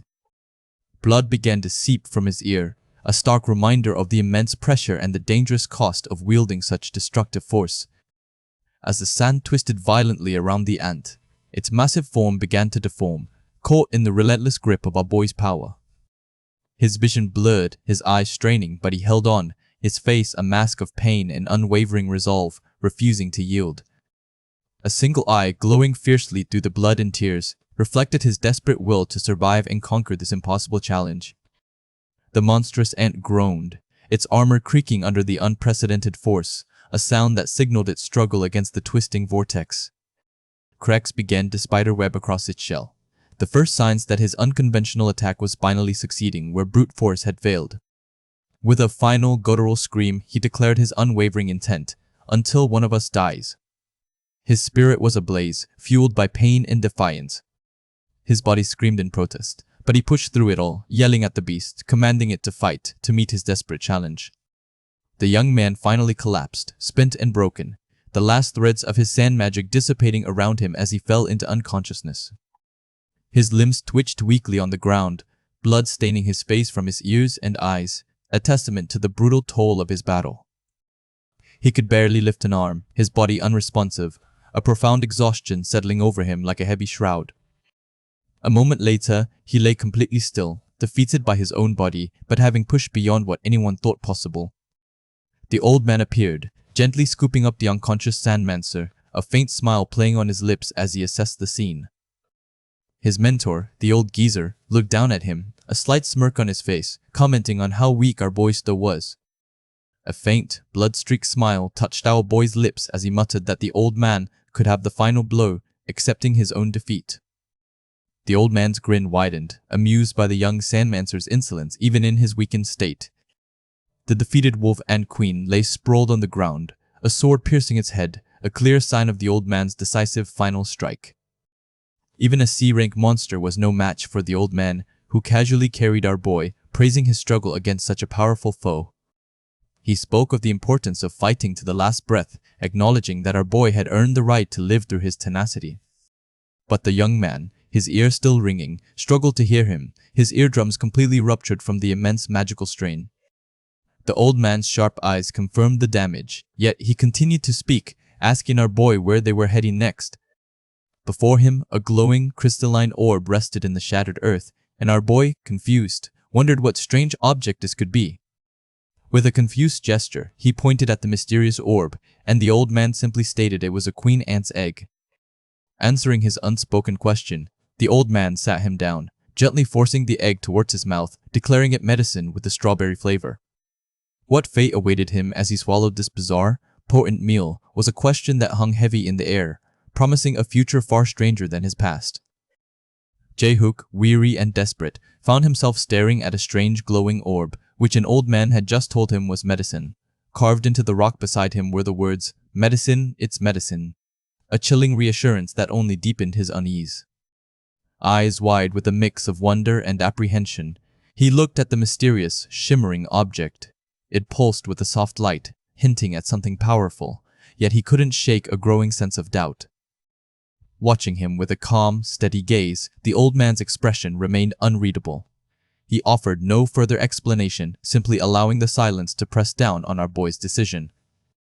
A faint, almost imperceptible smile played on his lips, a silent command. It seemed to confirm his earlier gesture, solidifying the unusual instruction, "Eat the glowing sphere." Hesitation gave way to a desperate resolve. Opening his mouth, our boy leaned forward, his tongue already reaching for the orb, taking the terrifying leap of faith the old man seemingly asked of him. With a distinct gulp, the strange, glowing object slid down his throat. There was no turning back now. The deed was done, and he braced himself for whatever outcome awaited him. A wave of pure, unexpected delight washed over him, his eyes widened, and a wide, almost feral grin spread across his face, revealing sharp teeth as he exclaimed how incredibly good it tasted. That fleeting joy, however, quickly dissolved into a searing pain. His eye, now bloodshot and veined, began to throb violently, signaling a horrific change taking hold deep within him. A guttural scream tore from his throat as sharp, bloodied spikes erupted from his skin. His body convulsed uncontrollably, each new spike a fresh wave of unimaginable agony. Internally, the torment was even worse. His organs twisted and contorted, ripped apart by unseen forces, a horrifying visualization of the poison's true, devastating effect. This was the true nature of the medicine, a queen ant's egg, a lethal poison known as huanzhang. It was designed to inflict unspeakable pain, twisting intestines and piercing organs. Our boy lay writhing on the ground, a grotesque, monstrous figure covered in blood and spikes. His humanity seemed to be draining away with every agonizing spasm. His face contorted into a mask of pure terror and pain. He continued to scream, a primal sound that echoed the betrayal he now understood. This wasn't medicine, it was a death sentence. He, however, remained utterly unbothered. He simply held a hand to his ear, finding the boy's cries incredibly loud, a chilling indifference to the suffering he had caused. Overwhelmed by pain, our boy managed to speak, his face bloated and eyes bloodshot. He demanded to know how anyone could get used to this kind of torment. His body continued its violent rejection, coughing up copious amounts of blood as more spikes tore through his flesh. He was a broken shell, utterly consumed by the poison. A bloodied hand reached out, accepting his fate. This dog-shit life, as he called it, was finally ending, leaving him with a profound sense of resignation. In his mind's eye, a stark contrast flashed, a memory of warmer times, of our boy happily holding a light while the old man sat calmly by a fire, a fleeting moment of peace now shattered. Tears mixed with blood streamed down his face as he looked downwards, overcome with despair. He had thought he could finally trust someone, only to be made a fool of. Finally, the spasms ceased. Our boy lay motionless on the cold ground, his body still and silent, leaving the impression that his ordeal had tragically come to an end. Showing no remorse, he walked over to the massive, dead ant monster, his attention already shifted to his next objective. With a focused intensity, he plunged his fist deep into the creature's tough exoskeleton. He was efficient and brutal, clearly knowing exactly what he was looking for. He then began to extract something from within the monster's carcass, pulling it free with a powerful, practiced motion. His efforts were clearly about to bear fruit. A shimmering, multifaceted crystal emerged from the monster's body, glowing with an ethereal light. This was the true prize, a potent source of power. Holding the magnificent mana crystal, he couldn't suppress a wide, satisfied grin. This was a jackpot, a reward far greater than any fleeting concern for the boy he had poisoned. He stood triumphantly over the slain ant, his powerful sword nearby, the seemingly lifeless body of our boy lying forgotten in the background. His priorities were clear. A sudden glint of light in the distance caught his attention. He looked up, a sense of urgency crossing his features, reminding him that he didn't have much time left. His expression hardened, thoughtful and determined. There were greater goals at stake, and he would not let anything, even a dying boy, deter him from his path. Unseen by the old man, a subtle change was occurring. The spikes that had ravaged our boy's body slowly began to recede, hinting that his story might not be over yet. With a resolute step, he turned his back on the motionless figure. His sword rested on his back, and he walked away, leaving our boy to whatever fate awaited him in the desert. A firm face, his gaze fixed forward.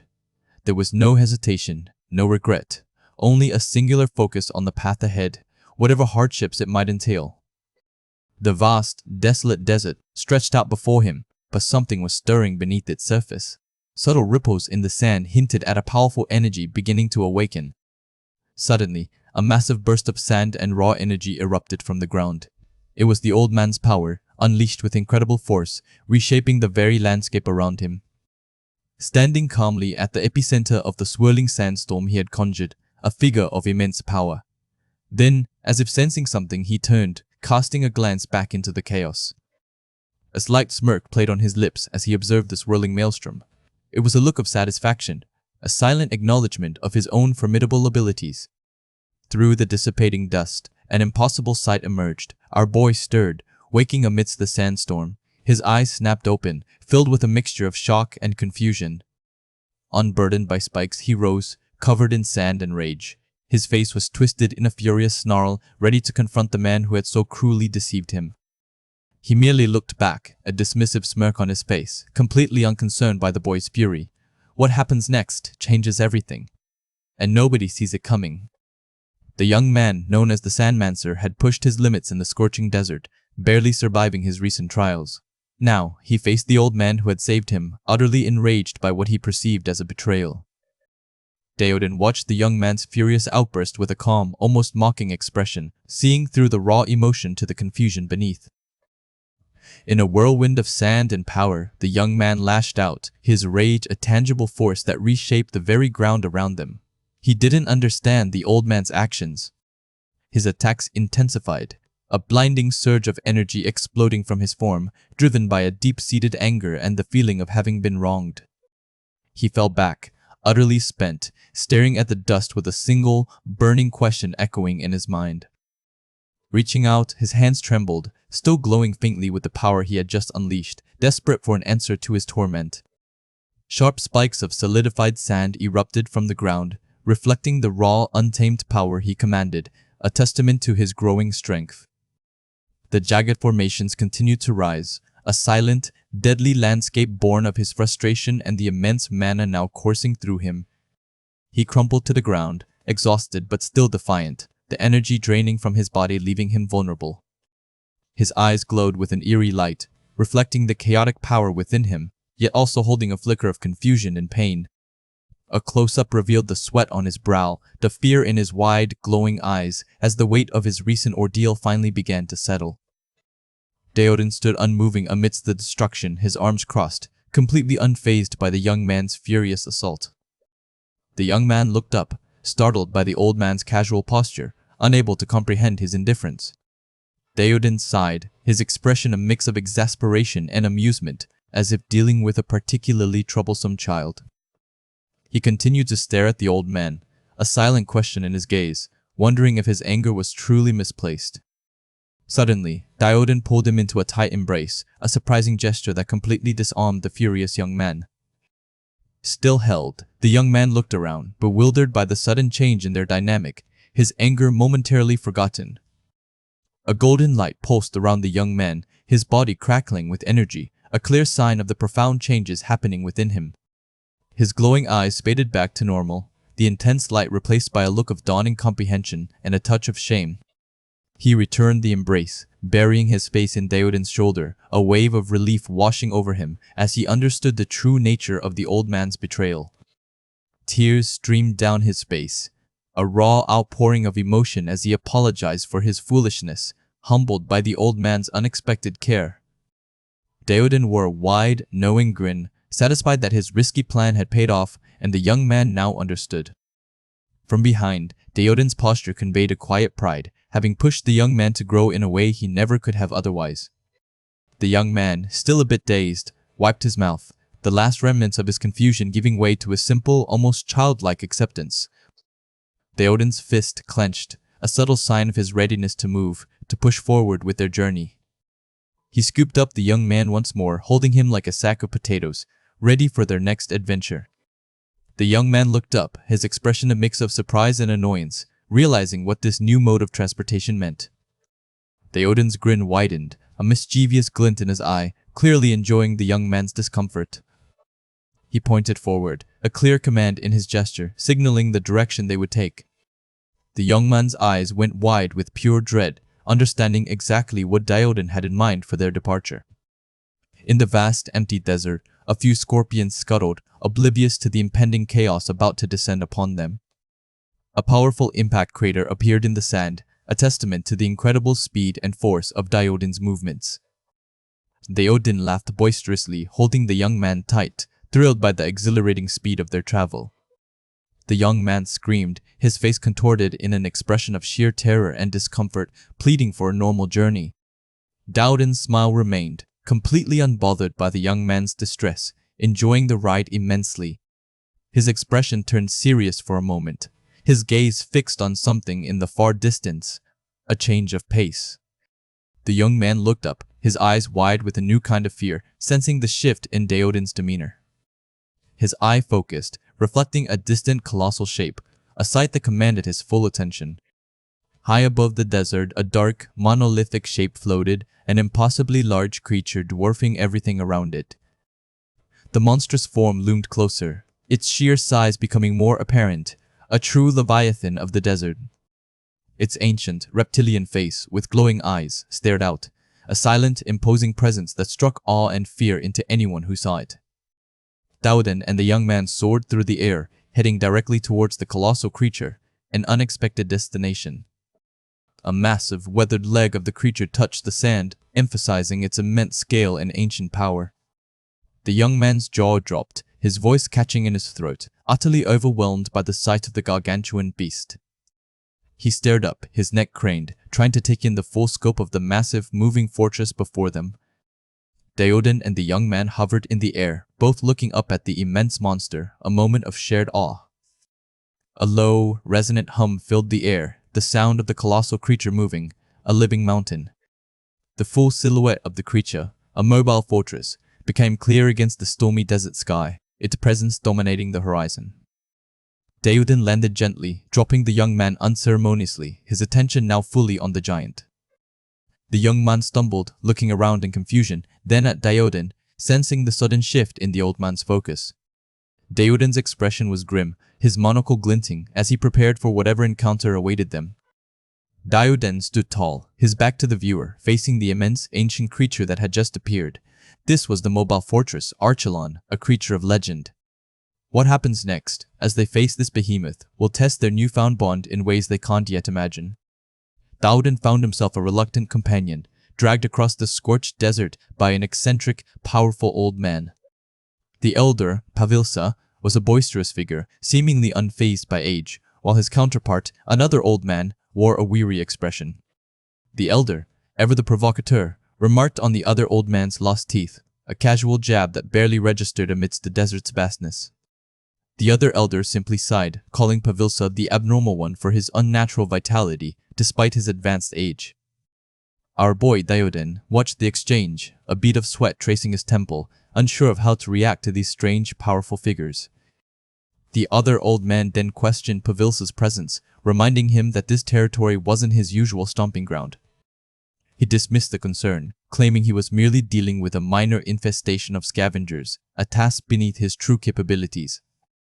Daoden, still processing the sheer power emanating from these elders, silently wished he could just disappear from the tense scene. The other elder scoffed at the excuse, suggesting the old man had grown old for nothing if he was running from mere scavengers. The old man, however, insisted it was wisdom, not weakness, that guided his actions, a stark contrast to the ignorant brute he claimed the other man to be. Daoden, listening intently, wondered if it was truly normal for people to get weaker as they aged, confused by the conflicting perspectives of these two ancient men. It was a moment of profound realization for our boy. These old geezers were freakishly strong, defying all natural expectations of aging. Growing tired of the bickering, the old man declared further talk pointless, punctuating his statement with a powerful, echoing PFWEE. The sound reverberated across the desert, a clear demonstration of the raw power Pavilsa casually wielded. Daoden was utterly stunned, the sheer force of the old man's action leaving him speechless and a little terrified. The elder simply looked up at the sky, a knowing expression on his face, as if accustomed to his dramatic displays. He then gestured for them to move, indicating the conversation was over and it was time for action. Daoden, still wary, decided it was best to remain silent and simply follow along, not wanting to draw any more attention to himself. They arrived at a settlement, a place of stark contrast to the vast, empty desert they had just traversed. He introduced Daoden as a subordinate, a term our boy found both confusing and a little demeaning. The other old man seemed surprised by Daoden's presence, noting his unfamiliar face among Pavilsa's usual company. The old man simply stated he picked up some trash and considered the environment, a casual remark that deeply unsettled Daoden. The other old man smirked, finding it amusing that someone like Pavilsa would be dragging a person around. Daoden felt a shiver run down his spine, a sense of foreboding about what kind of world he had stumbled into. He looked around, overwhelmed by the sheer strangeness of the place, a desert settlement unlike anything he'd ever imagined. This was the Mote clan, a community that seemed to exist outside the common understanding of society. The other old man questioned if they were all blood relatives, a testament to the clan's insular nature. He confirmed it, explaining they were all his descendants, a lineage stretching back generations. The elder described them as a bunch of fools who think they're the chosen ones, a dismissive tone that underscored his low opinion of his own kin. In reality, he asserted, they were useless without Archleon, a mysterious figure whose importance was hinted at but not explained. A woman from the clan, offended by his words, challenged him, asking what he knew to speak so disparagingly of their clan. The old man maintained his stance, declaring he knew enough to say they were dead weight, destined to be abandoned by Archleon upon his death. He looked pointedly at the other old man, seeking validation for his harsh assessment. The other elder, however, simply deferred, suggesting they could discuss such matters later, prioritizing their current objective. He agreed, then asked if they should look at the goods first, a chilling phrase given the context. With a dramatic flourish, the old man opened a large chest, revealing its contents. Daoden gasped, utterly horrified by the sight before him, a vast collection of weapons, treasures, and human skulls. He stammered, asking how many lives the old man had taken to amass such a gruesome collection. The elder ominously replied that Daoden himself would soon be added to the count, a dark jest that sent shivers down our boy's spine. Daoden managed to regain some composure, asking the old man if he was a magic type, curious about the source of his endless supplies. Holding a mana crystal, the old man feigned surprise that Daoden didn't know about subspace, a fundamental concept in this world. He mocked Daoden for being an idiot, for not knowing, a light-hearted jab that still carried a sting. Daoden, frustrated, demanded to be told, his patience wearing thin with the old man's teasing. With a mischievous glint in his eye, the elder questioned Daoden's audacity to talk back to him, a playful power dynamic. The other elder intervened, impressed by the quality of the items the old man had collected, calling each piece flawless and top grade. Brushing off the flattery, the old man asked how much the elder would pay for the items, ready to make a deal. The elder considered paying in mana crystals, a common currency for such transactions. He dismissed the idea, claiming it was a joke and that Daoden lacked a sense of humor, still teasing our boy. Since Daoden had no use for mana crystals, the old man then asked him what he wanted instead. Daoden, after a moment of thought, requested a breastplate made from the corpse of a wolf ant queen. He also specified that it needed to be a subspace item, a detail that surprised the elder. Perplexed, the old man wondered why Daoden would want the breastplate for himself, and he already had plenty of subspace storage. A look of understanding dawned on his face. He realized the item wasn't for Daoden at all. He turned to the other elder, confirming his suspicion that this idiot is going to use it, pointing at Daoden. The other elder's eye glinted with a knowing look, understanding the deeper meaning behind Daoden's request. Daoden, meanwhile, held a cup to his mouth, trying to appear nonchalant, but his internal turmoil was evident. The elder then called out for Kaylee, his granddaughter, her name echoing through the chamber. Kaylee, a young woman with a determined expression, appeared, asking if her grandpa had called for her. Daoden's eyes widened in admiration. He found her quite pretty, a brief moment of distraction from the heavy atmosphere. He then asked Kaylee if she still had the subspace bracelet he had made earlier. Kaylee revealed she didn't have the bracelet, but she did have a gauntlet, a creation she had carefully tucked away. She explained that its enchantment had turned out so well, she had been keeping it safely hidden, proud of her craftsmanship. The old man instructed her to give that gauntlet to Daoden, a command that clearly surprised Kaylee. She balked, calling the gauntlet that precious thing, her attachment to her creation evident in her voice. The other elder chimed in, noting that Kaylee had become an enchanter, a rare profession even in Neo Soul. He praised her, calling her a useful ability, as expected of Pavilsa's granddaughter. Kaylee, still processing the request, hesitantly agreed, her reluctance masked by a polite demeanor. The other elder, sensing her discomfort, suggested she go ahead and tell Noel to craft the breastplate, giving her an out. Kaylee, taking the opportunity, acknowledged his words and prepared to leave. Daoden, eager for the gauntlet, quickly followed her, his "yes ma'am" barely containing his excitement. Pavilsa and the other elder watched them go, a silent understanding passing between the two old men. Daoden, walking with Kaylee, asked about Pavilsa, calling him a monster, wanting to understand the old man's true nature. Kaylee's expression darkened, her composure shattering as she violently recoiled, screaming that Pavilsa was a monster in human skin. The terror was immediate as the roof above them collapsed and scavengers rained down into the workshop, signaling an abrupt and brutal end to their brief peace. What happens next changes everything, and nobody sees it coming.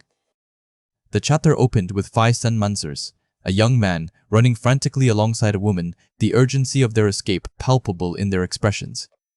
They had stumbled upon a dangerous situation, and the fear was clear on their faces. The woman confirmed their worst fears. "Scavengers!" she shouted, her voice laced with terror as they dashed through the building's interior. They were known as the Black Shark Clan, an infamous group whose power had been expanding at an alarming rate across the region. Their reputation preceded them, striking fear into the hearts of many. The woman wondered aloud what kind of men they were, her curiosity tinged with dread about the group they were facing. A menacing image of the Black Shark Clan appeared, a formidable group of masked figures led by a hulking, hooded individual with a shark-like aura, emphasizing their dangerous nature. Their leader was a D-rank awakener, a lunatic whose power put him far beyond the ordinary, making him a terrifying opponent for anyone who dared to cross their path. To make matters worse, all of his core members were also awakeners, transforming the clan from mere scavengers into a true force to be reckoned with in the scorched desert. The woman quickly explained the true horror of their opponents. They didn't just loot, they were psychopaths who reveled in killing with no regard for human life. The young woman gasped, realizing the full extent of the danger. Even a D-rank awakener was terrifying, but one who enjoyed such brutality was on another level entirely. As they burst into a room, the woman cried out for her grandfather, seeking guidance and protection in the face of the approaching threat. The old man, De Odin, confirmed he had also seen the approaching scavengers, his calm demeanor a stark contrast to the panic of the younger generation. He understood the gravity of the situation. The woman, Arshalong, asked if they should move, hoping to escape the impending confrontation. However, her grandfather knew better. He explained that even if they tried to flee, the Black Shark clan would quickly catch up to them, making escape futile. Their only option was to stand their ground. Dai Odin declared that now was the time to stand and fight, a resolute decision that left no room for argument. He knew this was their only chance. Arkalon immediately understood, preparing to gather their combat personnel, eager to contribute to the defense of their home. But her grandfather stopped her, firmly telling her, no, he wouldn't allow her or the others to fight. His plan was different, and it brought a moment of stunned silence. He told them that they would handle it, implying that only he and perhaps one other person would confront the incoming threat.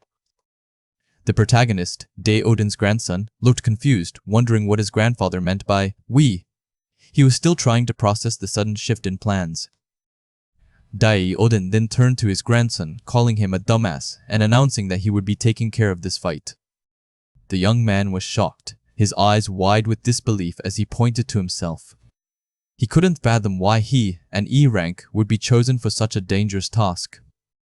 Dai Odin reminded him that he had received a treasure from him, and now it was time to earn it by paying him back with his efforts in this battle. The protagonist protested, asking how he was supposed to beat a D-rank awakener, the sheer power difference making the task seem impossible. Dai Odin simply dismissed his fears, asking if he was scared, a taunt designed to ignite his grandson's fighting spirit. The challenge hung in the air, forcing Sandmancer to confront his own reluctance and the daunting task ahead. He felt the weight of his grandfather's expectations. He cursed internally, frustrated that he had fallen for such a cheap taunt, realizing his grandfather's words were sharper than any blade. Dai Odin's age was clearly not just for sure. He possessed a cunning mind, capable of manipulating situations to his advantage. His wisdom was profound. Sandmancer took a deep breath, trying to calm himself amidst the rising tension, knowing he didn't have much time before the enemies arrived. He had about 5 minutes until the Black Shark clan would reach them, a tight deadline to figure out a strategy against a D-rank awakener. His grandfather's words echoed in his mind. "Go and hide if you're so scared." A final jab that both angered and motivated him. Standing alone in the vast desert, Sandmancer began to channel his power, sand swirling around him in a powerful display of his abilities. Massive sand creatures, like ancient desert guardians, began to rise from the ground around him, forming a formidable defense against the approaching threat. His hands glowed with concentrated energy, the sand responding to his will, ready to unleash its destructive force upon anyone who dared to challenge him. Meanwhile, the two old men, Daioden and his companion, watched from a distance, the companion questioning if leaving the boy alone was truly okay. He reminded Daioden that the boy was only an E-rank awakener, seemingly too weak to face such a powerful enemy on his own. Daioden simply replied that if his grandson lost, he would die, and that was all there was to it, a harsh truth that underscored the brutal reality of their world. His companion acknowledged Daioden's extreme approach, musing on the old man's unwavering belief in his grandson's potential. Even a young tiger cub could be mauled to death by a dog, he thought, but if that cub could bare its fangs, it could overcome any challenge. Daioden, a single tear running down his weathered face, seemed to share the same sentiment, trusting his grandson to rise to the occasion. From atop the dune, Daioden called out to his grandson, a final shout of encouragement as the enemies drew closer. He urged his grandson to keep one crucial thing in mind, a piece of advice that would serve as his moral compass in the fight to come. Sandmancer looked up, his expression a mix of confusion and anticipation, wondering what important lesson his grandfather still had to impart. Suddenly, the Black Shark clan arrived, their menacing presence filling the desert as one of their members called out to Captain Gawain, announcing their successful pursuit. Another member asked Captain Gawain if they should pick out the useful ones from the captured villagers to sell off, revealing their cruel intentions. Captain Gawain, his bandaged face contorted in rage, let out a resounding no. His body erupted with a crimson glow, his eyes burning with a terrifying intensity as he prepared to unleash his fury. He commanded his clan to hack off their victims' limbs and toss them as turtle feed, a horrifying decree that highlighted his utter barbarity. With a battle cry, Captain Gawain and his clan charged forward, their bloodlust evident as they prepared to carve their name into the souls of their victims. He declared it festival time, a twisted celebration of violence as the entire Black Shark clan surged towards the sand creatures Sandmancer had summoned. Captain Gawain, mid-leap, looked utterly shocked as the sand beneath his feet began to shift and crack. He couldn't comprehend what was happening.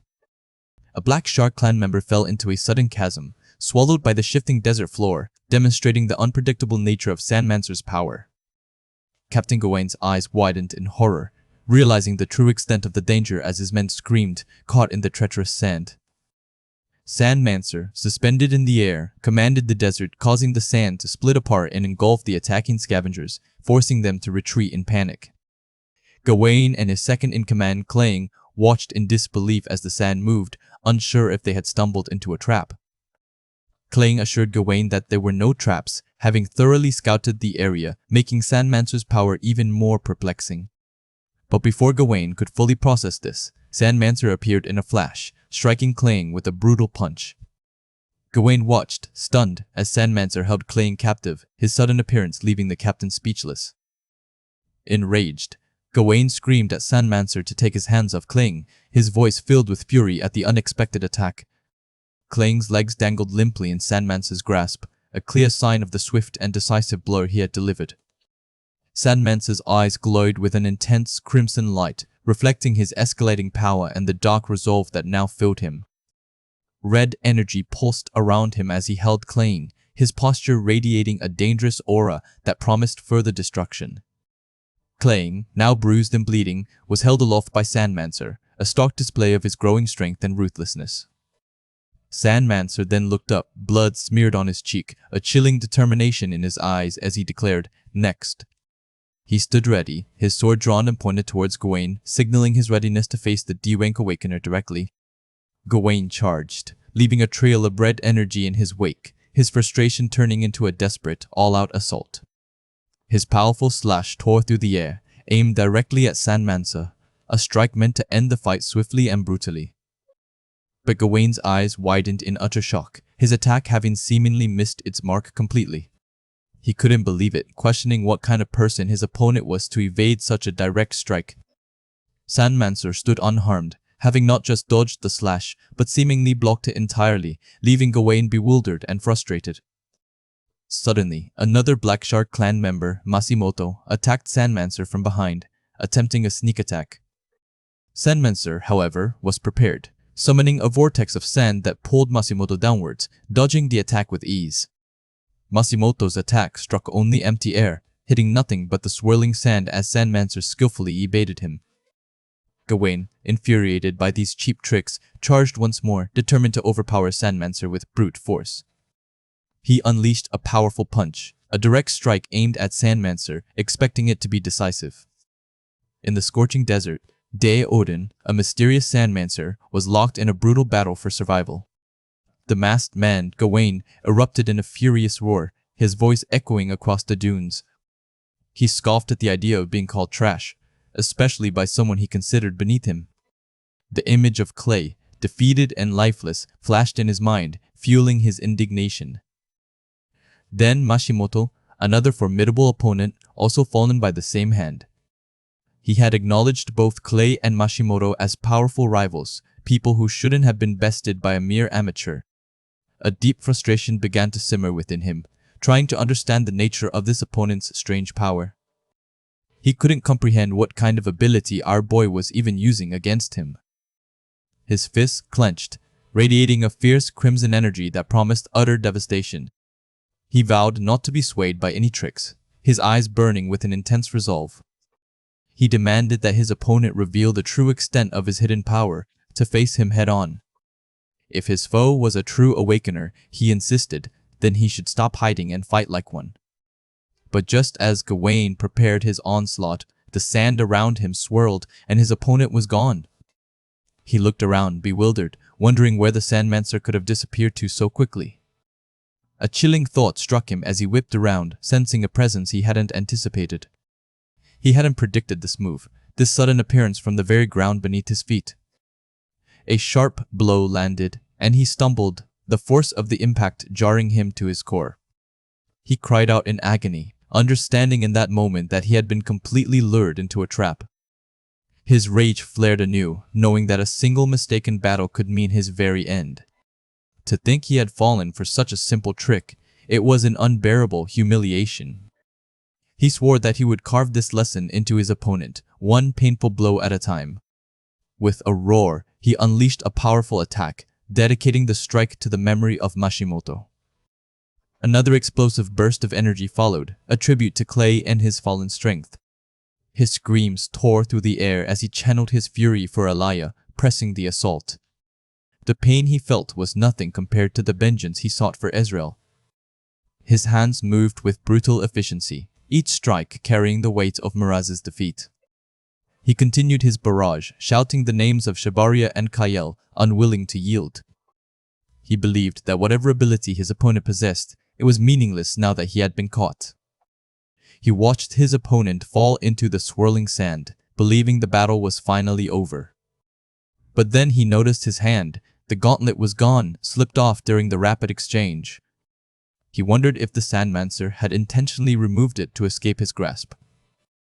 The moment of confusion was all our boy needed to launch another swift, sand-fueled assault. He landed a direct hit, the impact sending Gawain reeling backward through the air. A fresh wound appeared on his face, a stark reminder of the cunning his opponent possessed. He noticed that the power behind Odin's attacks had visibly decreased without the gauntlet. The amplification, he deduced, must have been coming from the gauntlet itself, empowering the wind attribute magic. He believed he had fully figured out the Sandmancer's tricks and limitations. He lunged forward, confident that a mere magic type without an amplifier could not defeat him in close combat. His fist glowed with power, certain that his martial prowess would easily overwhelm his weakened foe. A faint, knowing smile played on our boy's lips, a silent signal of the trap he had laid. His eyes reflected the masked man's impending strike, perfectly anticipating the next move. The kick landed, not from the front as expected, but from behind, catching Gawain completely off guard. He was aghast. His opponent had used the exact same trick, striking from an unexpected angle. Our boy let out a small huff, a clear sign that Gawain had finally let his guard down. The masked man stared at the wound, unable to believe what had just happened. He remembered the missing gauntlet, the supposed amplifier, yet the power of the attack was undiminished. For a magic type of a different attribute to put such force behind sand without an amplifying item, It was impossible. Another barrage of sand-infused strikes followed, each one hitting with terrifying precision and force. He began to question the very nature of his opponent's capabilities, a chilling suspicion forming. The sand itself rose and attacked, forming sharp spikes that lunged from the ground. This was a power that manipulated the world itself, making the entire environment a weapon. The horrifying truth dawned on him. If his opponent could manipulate sand, then the world was his weapon and shield. He could barely believe it, even after witnessing such a formidable ability with his own eyes. A wise old man, observing the battle from afar, watched with a keen, discerning gaze. He mused on the fact that Gawain, an experienced scavenger, usually had abundant combat experience. Had Gawain faced our boy head-on, the old man knew, his life would have been at grave risk. Instead, this young sandmancer exploited the irregular nature of his power to lull his opponent into carelessness. He waited patiently for an opening, a moment of weakness, before striking with decisive force. Even with the severe wound, our boy remained composed, his focus unwavering amidst the chaos. The old man recognized the kind of judgment that usually took years of experience, yet Daioden grasped it instinctively. The old man's gaze sharpened, his mind reeling as he pondered who could have possibly raised such an extraordinary talent. This young sandmancer was a force of nature, a monster of the desert, and his true potential was still an uncharted storm. Zeon, the sandmancer, returned from his latest trial, weary and bruised, barely having survived the desert's harsh demands. Blood streamed from his eye, a grim reminder of how close he had come to the end, but he felt a flicker of pride. Imagining the old geezer, Daioden, might offer a rare word of praise for pulling off such a difficult feat. His brief moment of self-satisfaction was shattered as a dust cloud formed, signaling an unwelcome arrival. Our boy looked up, confused, as his master's presence filled the air with tension. Daioden appeared, staff in hand, looming over him with an angry glare that promised no comfort. Master's voice boomed across the desert, calling him a half-wit and demanding to know why he had returned after such a shoddy job. Confused and hurt, he could only stare at the old man's furious expression, his own face a mask of bewilderment. Looking up at Daioden, he sought an explanation for the unexpected wrath. His master's answer was swift and cutting. He had left one enemy alive, Mashimoto, who now emerged from the sand, sword drawn. This critical oversight had almost led to our boy's ambush, a dangerous complacency that proved his master's point. Our boy turned away, shoulders slumped, as the crushing realization hit him with the force of a physical blow. Daioden's gaze hardened, demanding how long he would remain so complacent, his teeth gritted in frustration. With such a mindset, his master declared he would surely die soon, his fate sealed by his own hesitation.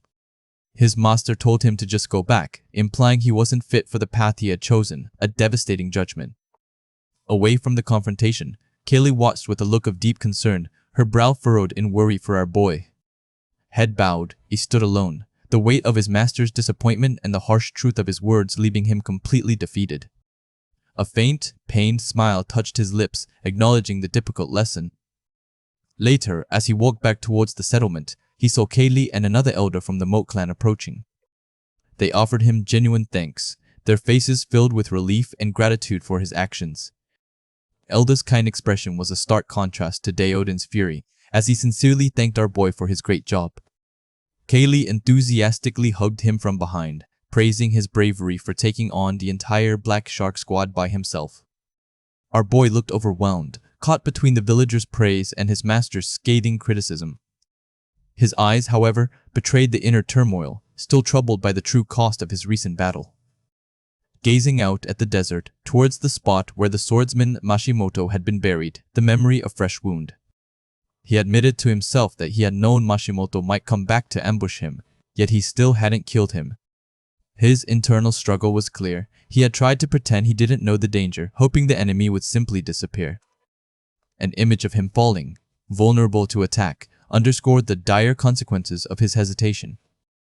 A close-up on his bleeding hand served as a stark reminder of the injuries he sustained due to his misplaced mercy. Kaylee and the elder tried to comfort him, telling him not to let the monster of an old geezer get to him, reminding him of Daioden's impossible standards.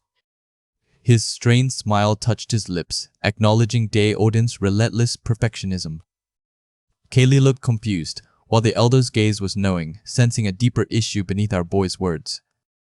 Elder's expression was one of quiet understanding, recognizing the burden our boy carried. Kaylee playfully squished his face, trying to cheer him up, asking how she could fix his mood. Elder then suggested he take a bath and have a meal, a small gesture of care after the ordeal. Back inside the forge, Odin sat reading a book, pointedly ignoring our boy's entrance. Our boy confronted him, lunging forward with frustration, asking why he was pretending not to be there. Annoyed by his master's usual grumpy demeanor, our boy pouted, feigning indifference. A stark physical manifestation of his internal struggle, his hands trembled from the lingering shock. Odin's serious, red-eyed gaze met his as he calmly explained that killing was never easy. Shadowy figures surrounding our boy symbolized the immense guilt that came with ending a person's life. Standing before his seated master, he listened as Odin elaborated on the inevitable consequence. Odin gestured with his hand, sternly explaining that the guilt would follow him for the rest of his life, a constant companion. With determination, he clenched his fist as his master warned that if he stopped feeling guilt, he would become just like the scum he killed. Odin's expression softened slightly, urging him to remember this crucial truth about humanity. Our boy, with renewed resolve, declared he wouldn't be broken, pointing at himself with a confident smile. A rare, almost imperceptible smile touched his master's lips as he looked at our boy. His master called him a cheeky little punk, a term of endearment hidden beneath the gruff exterior. Our boy, feigning offense, slammed his fist on the table, demanding to know what his master meant by that. Scene then shifted to the heart of the Mo clan's forge, hammers striking anvils with rhythmic precision. Numerous skilled blacksmiths toiled day and night, their collective energy focused on a single, glowing sword. The master blacksmith from earlier worked diligently on a smaller piece, sparks flying around him. A group of onlookers watched in awe, captivated by the immense power emanating from the forging process. Kaylee and the elder walked through the bustling forge, their expressions serious as they observed the work. Elder explained that they were calming Odin's legendary sword, Creon, a task of immense importance. Kaylee expressed her surprise that even after several days, such immense power still flowed from a single blade. Elder looked away thoughtfully, wondering how such power could flow from a single sword. Kaylee looked up, still surprised by the sheer magnitude of the weapon's energy. He described Creon as a masterpiece, forged from one man's obsession, filled with countless enchantments and modifications. Two tired blacksmiths in goggles continued their arduous work, aware of the sword's unique properties. The elder added that it contained the cores and souls of millions of monsters, explaining its overwhelming power. It felt more like a living creature than a mere weapon, an entity pulsing with ancient, dark energy. Kaylee wondered who could have created such a sword, a human, right, given its legendary status. Elder simply stated the sword's name again, Creon, implying the artisan shared the name with their creation. In a wider shot of the forge, the elder then revealed the artisan's true name was Kaylee, shocking the younger woman. Odin, ever the grumpy master, dismissed the elder's talk as nonsense, but it was clear the journey was far from over, and the sword's true purpose remained a mystery. Our journey with the Sandmancer of the Scorched Desert reaches its final, climactic chapter. The young man, our protagonist, watched in disbelief as a group of elves appeared before them, hidden among the rocks. He was mesmerized, noting it was his first time seeing demi-humans, while the old man remained stoic and observant. The elves, however, were not friendly. They immediately demanded the humans get off their perch, intending to use them as monster bait. Our boy's heart sank at the realization, the casual cruelty of their words echoing in his mind. He silently wished he was with his friend Kaylee instead of these arrogant elves. The elves, growing impatient, reiterated their orders, telling them to lure the monster away. The young man, trying to appeal to their logic, pointed out that they were much faster and could simply keep running. But his words fell on deaf ears. Suddenly, an overwhelming pressure descended upon him, a chilling wave of terror that stole his breath. He didn't understand what was happening. At first, he thought some unseen monster had appeared, a new threat he couldn't perceive. This assumption felt natural, especially since the elves in front of him seemed to be feeling the same immense dread, their faces contorted in fear. But then, a horrifying realization dawned on him. This feeling was unlike anything he had ever experienced before, despite encountering countless monsters and awakeners throughout his life. It was a primal survival instinct, born from pure, unadulterated terror, gripping him in its icy embrace. He instinctively tried to find its source. He questioned why he couldn't just run away, why his feet felt rooted to the spot, why was he looking instead of fleeing? The answer came quickly as his eyes landed on his companion, the old man, standing silently beside him. The young man couldn't comprehend why he found himself unable to flee, despite the terrifying presence that now seemed clear. How meaningless it would be to struggle against such a force. It didn't take long to figure it all out. The old man stood there, eyes glowing a menacing red, a dark aura radiating from his entire being. Our boy could only utter a choked "H-how." He couldn't comprehend how something so utterly terrifying could even exist, a force that defied all natural laws.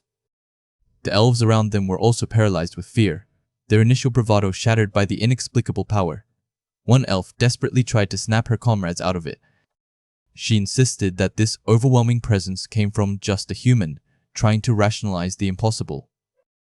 Yet, they were all kneeling, trembling in front of him, unable to move. The sight was too much for them to bear, their pride utterly crushed. The elves decided with a desperate resolve that they had to kill him, believing it was the only way to break free from his horrifying grip. One elf, glowing with power, charged forward, declaring that a human like this shouldn't exist. Her fear fueled her attack.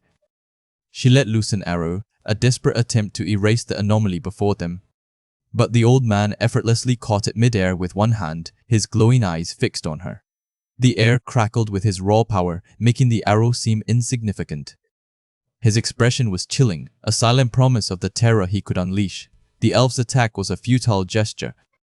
Another elf screamed, urging her comrades, Sobelin and Nyelka, to get up and hurry, their lives hanging by a thread. Their leader, still shaken, managed to shout orders to take combat stances, convinced they just needed to kill this one human to survive. But the old man moved with brutal efficiency, brutally striking the elf he was holding and dropping her lifeless body to the ground. The others stared in shock, crying out the name Johora, realizing the devastating power he possessed. The old man's voice was cold as he asked, "How did you survive?" His question held a deeper, more sinister meaning. The elves were stunned, one clutching his chest in disbelief and terror. The old man continued, his tone unwavering. "I killed all of you decades ago," he stated, his voice laced with menace. "Where were you hiding?" An elf, still defiant, yelled back, demanding he shut his mouth and let go of Johora, clinging to a desperate hope. The old man, however, simply repeated his question, his gaze unwavering, his patience clearly running thin. "I'll ask you one more time, how did all of you manage to survive?" His face contorted into a terrifying smile, his red eyes burning with an ancient fury. The elves could only cower. He clenched his fist, blood dripping from his hand, a chilling display of his power. I asked, "Who did you kill this time, to stay alive?" The elves were utterly terrified, whispering Jehora's name, realizing the depth of the old man's wrath. The old man's question hung in the air, a judgment against their actions. Why? Why Johora instead of humans? He slammed his foot down, unleashing a massive wave of red energy that ripped through the ground like a cataclysm, sending the elves flying. They screamed, some shouting, "We don't care how many humans die for our sake." Their disregard for human life was absolute. More elves were thrown, one thinking, human lives are worth less than insects. Their arrogance remained, even in the face of destruction. The old man's face, furious, condemned their ideology.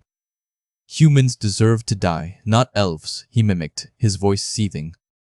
He raged, "It's because of you bastards that this world ended up like this." His words carried the weight of a long-held grudge. The old man continued, his voice echoing with righteous anger, "And yet you refuse to mend your ways." Our boy watched, horrified, murmuring, "Oh, old geezer," the sheer power and raw emotion emanating from him were overwhelming. He couldn't grasp what the old man was talking about. Because of demi-humans, a new, darker history was unfolding before him. The old man's power continued to surge, causing rocks to float and tremble, the very earth groaning under his command.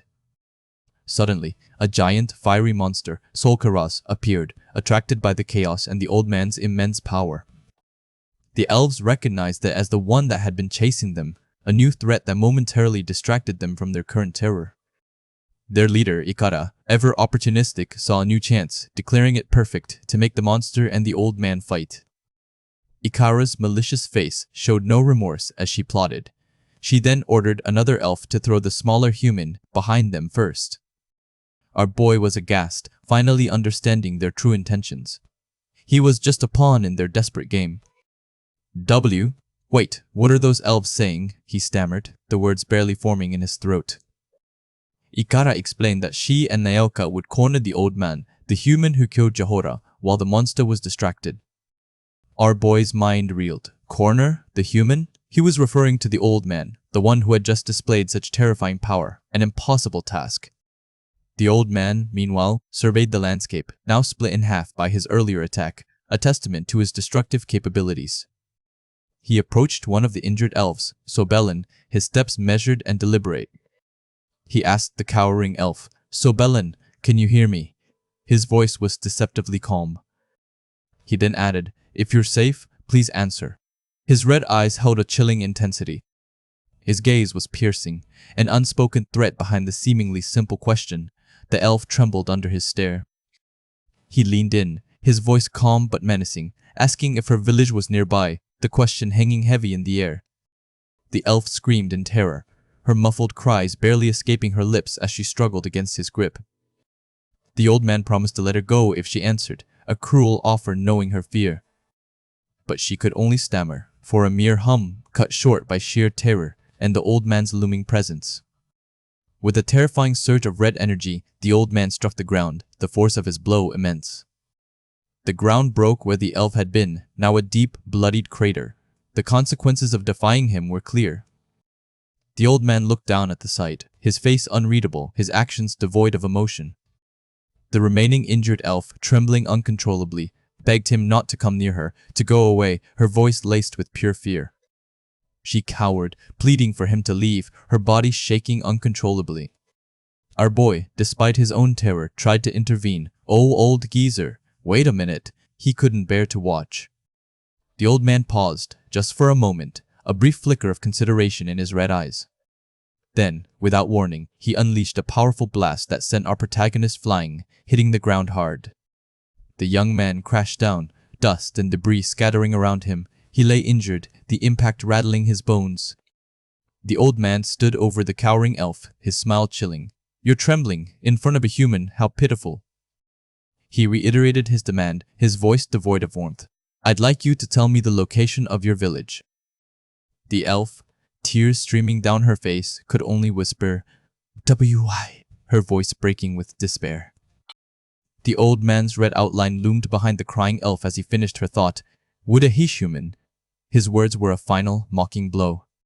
A close-up on the elf's terrified, tearful eye showed the absolute crushing defeat she felt. The old man's terrifying smile widened, a grin that promised utter devastation. "Thank you."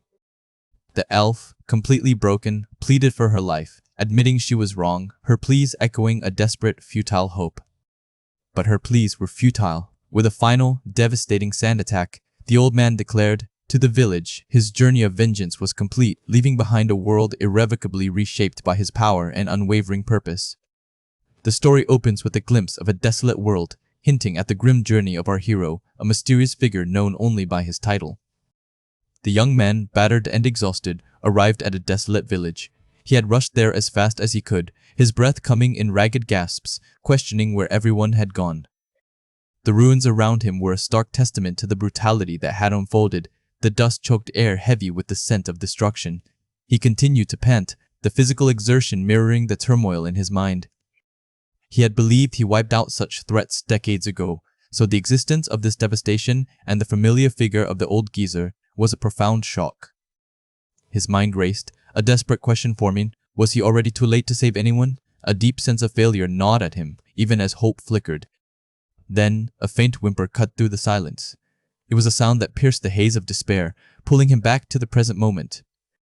His heart leaped with a desperate hope. A voice, someone was alive, and that single realization reignited his fading strength. He had to believe there were still survivors, pushing his senses to their absolute limit, straining to pinpoint the source of the faint sound. He ran, his legs burning, through the devastated landscape, convinced he felt a faint presence close by, clinging to life. It was not too late, he told himself, if only he could find them quickly enough. Every step was a prayer, every breath a desperate plea for speed. A desperate plea then echoed through the ruins. Save. It was a cry that tore at his heart, confirming his fears and his hope. Then, a terrified scream, raw and visceral, erupted. Please spare me.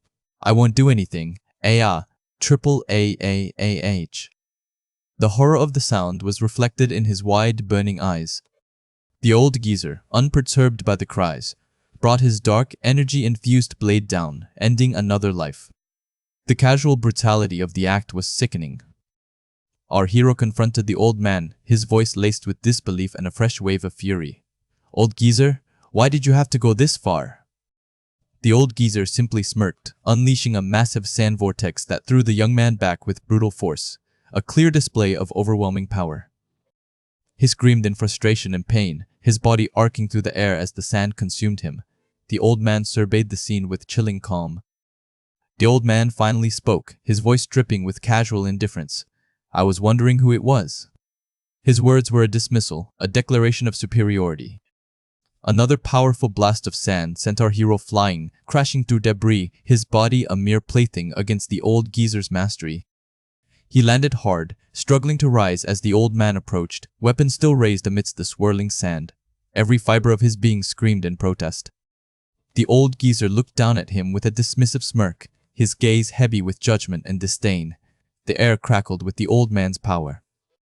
Our hero lay defeated, his face pressed into the sand, every muscle aching, every ounce of his will tested. He was utterly at the old man's mercy. The old geezer's words were a final insult. Good grief, you're not a hero, just an unruly colt. It was a belittling summary of his efforts. He lay there, defeated, as the old geezer turned away, beginning a chilling monologue that would cut deeper than any physical blow. The old geezer had pondered his hatred and the world's state on his journey, admitting he initially thought it rash to intervene in such complex matters. The young man, still struggling to move, listened intently, his bloodied face a mask of pain and unwilling submission.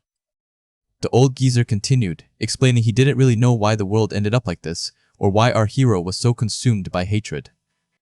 He had considered stepping in, but the sheer scale of the despair, the depth of the world's corruption, had made him hesitate. The young man, still struggling, demanded to know more, his voice hoarse. And? The old geezer explained that revenge, at least, he could vaguely comprehend. But to slaughter those who surrendered, those without a will to fight? That was beyond understanding, a line crossed into pure barbarity. Our hero, bloodied and enraged, looked up as the old geezer scoffed. You use the word understand so easily.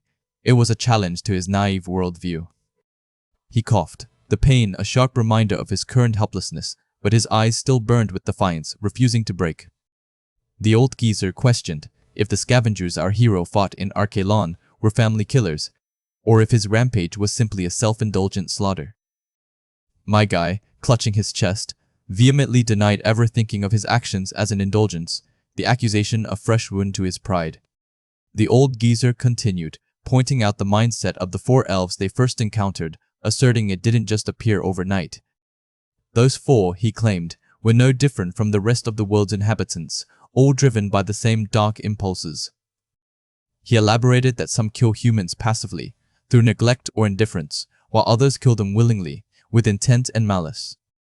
It wasn't for pleasure or religious conviction, he stressed, but purely for selfish gain, a cold, calculated survival. They had rationalized their actions, he explained, convincing themselves that humans were meant to be victims in this brutal new world. That twisted logic allowed them to avoid despair over their own grim circumstances, shifting the blame entirely onto their prey. Our hero lay there, absorbing the harsh truths, his mind reeling from the cynical perspective being laid bare before him.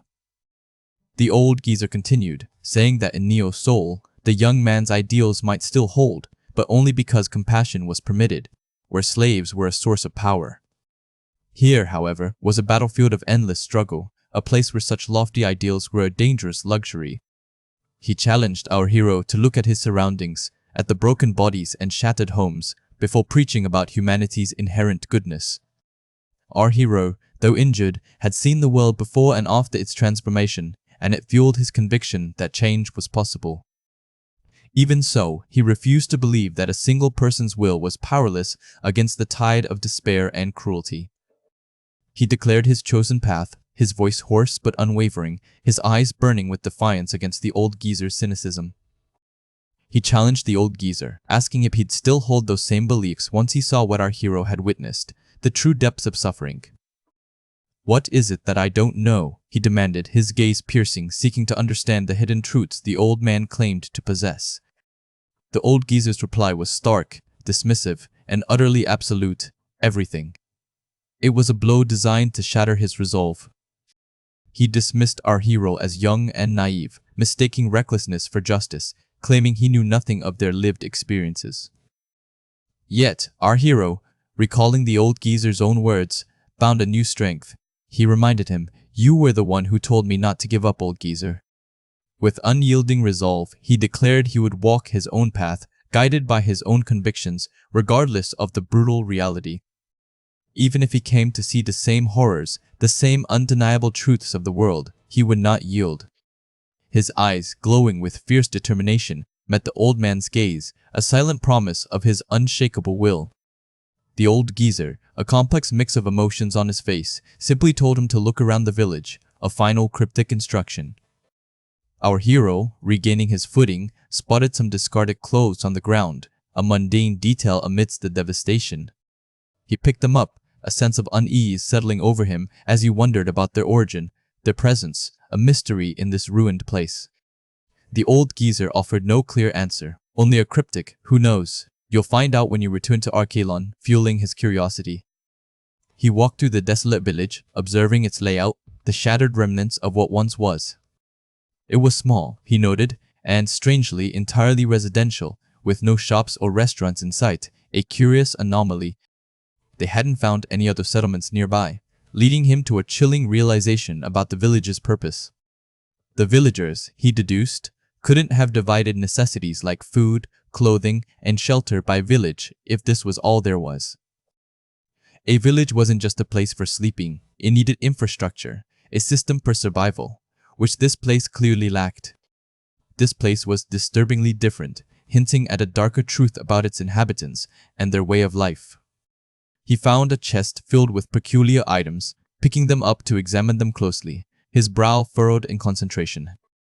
They weren't jewelry, not quite, but a style he'd never encountered, not in Neo Sol, the mines, or even Archelon. They didn't seem human-made, their texture strange and ancient like artifacts from over a century ago, brimming with forgotten history. He remembered that demi-humans first appeared about 100 years ago, coinciding with the Earth's desertification. Could all of this entire civilization and its strange artifacts, have truly emerged in such a short span of 100 years? The thought was unsettling. He found a wall covered in an unknown language, indecipherable, the script alien and impossible to read. It was a complete mystery. He had never given much thought to monsters and demi-humans, simply accepting their presence as they predated his birth, a part of the natural order. But what if they hadn't just appeared? What if they had existed even before then, hidden or forgotten? What if someone had brought them here? If such a powerful being truly existed, then this entire world, it wasn't what he thought. He looked at the strange items in his hands, a new, grim understanding dawning. This world, he concluded, ultimately belonged to humans, regardless of who claimed it. The reason the villagers only needed residences, he now understood, was because everything else, food, clothing, shelter, they could simply take by force from others. With this chilling realization, he began to gather the shifting sands around him, channeling his power. This, he thought, was the very least he could do for those who had suffered. His journey was far from over, but his purpose had never been clearer.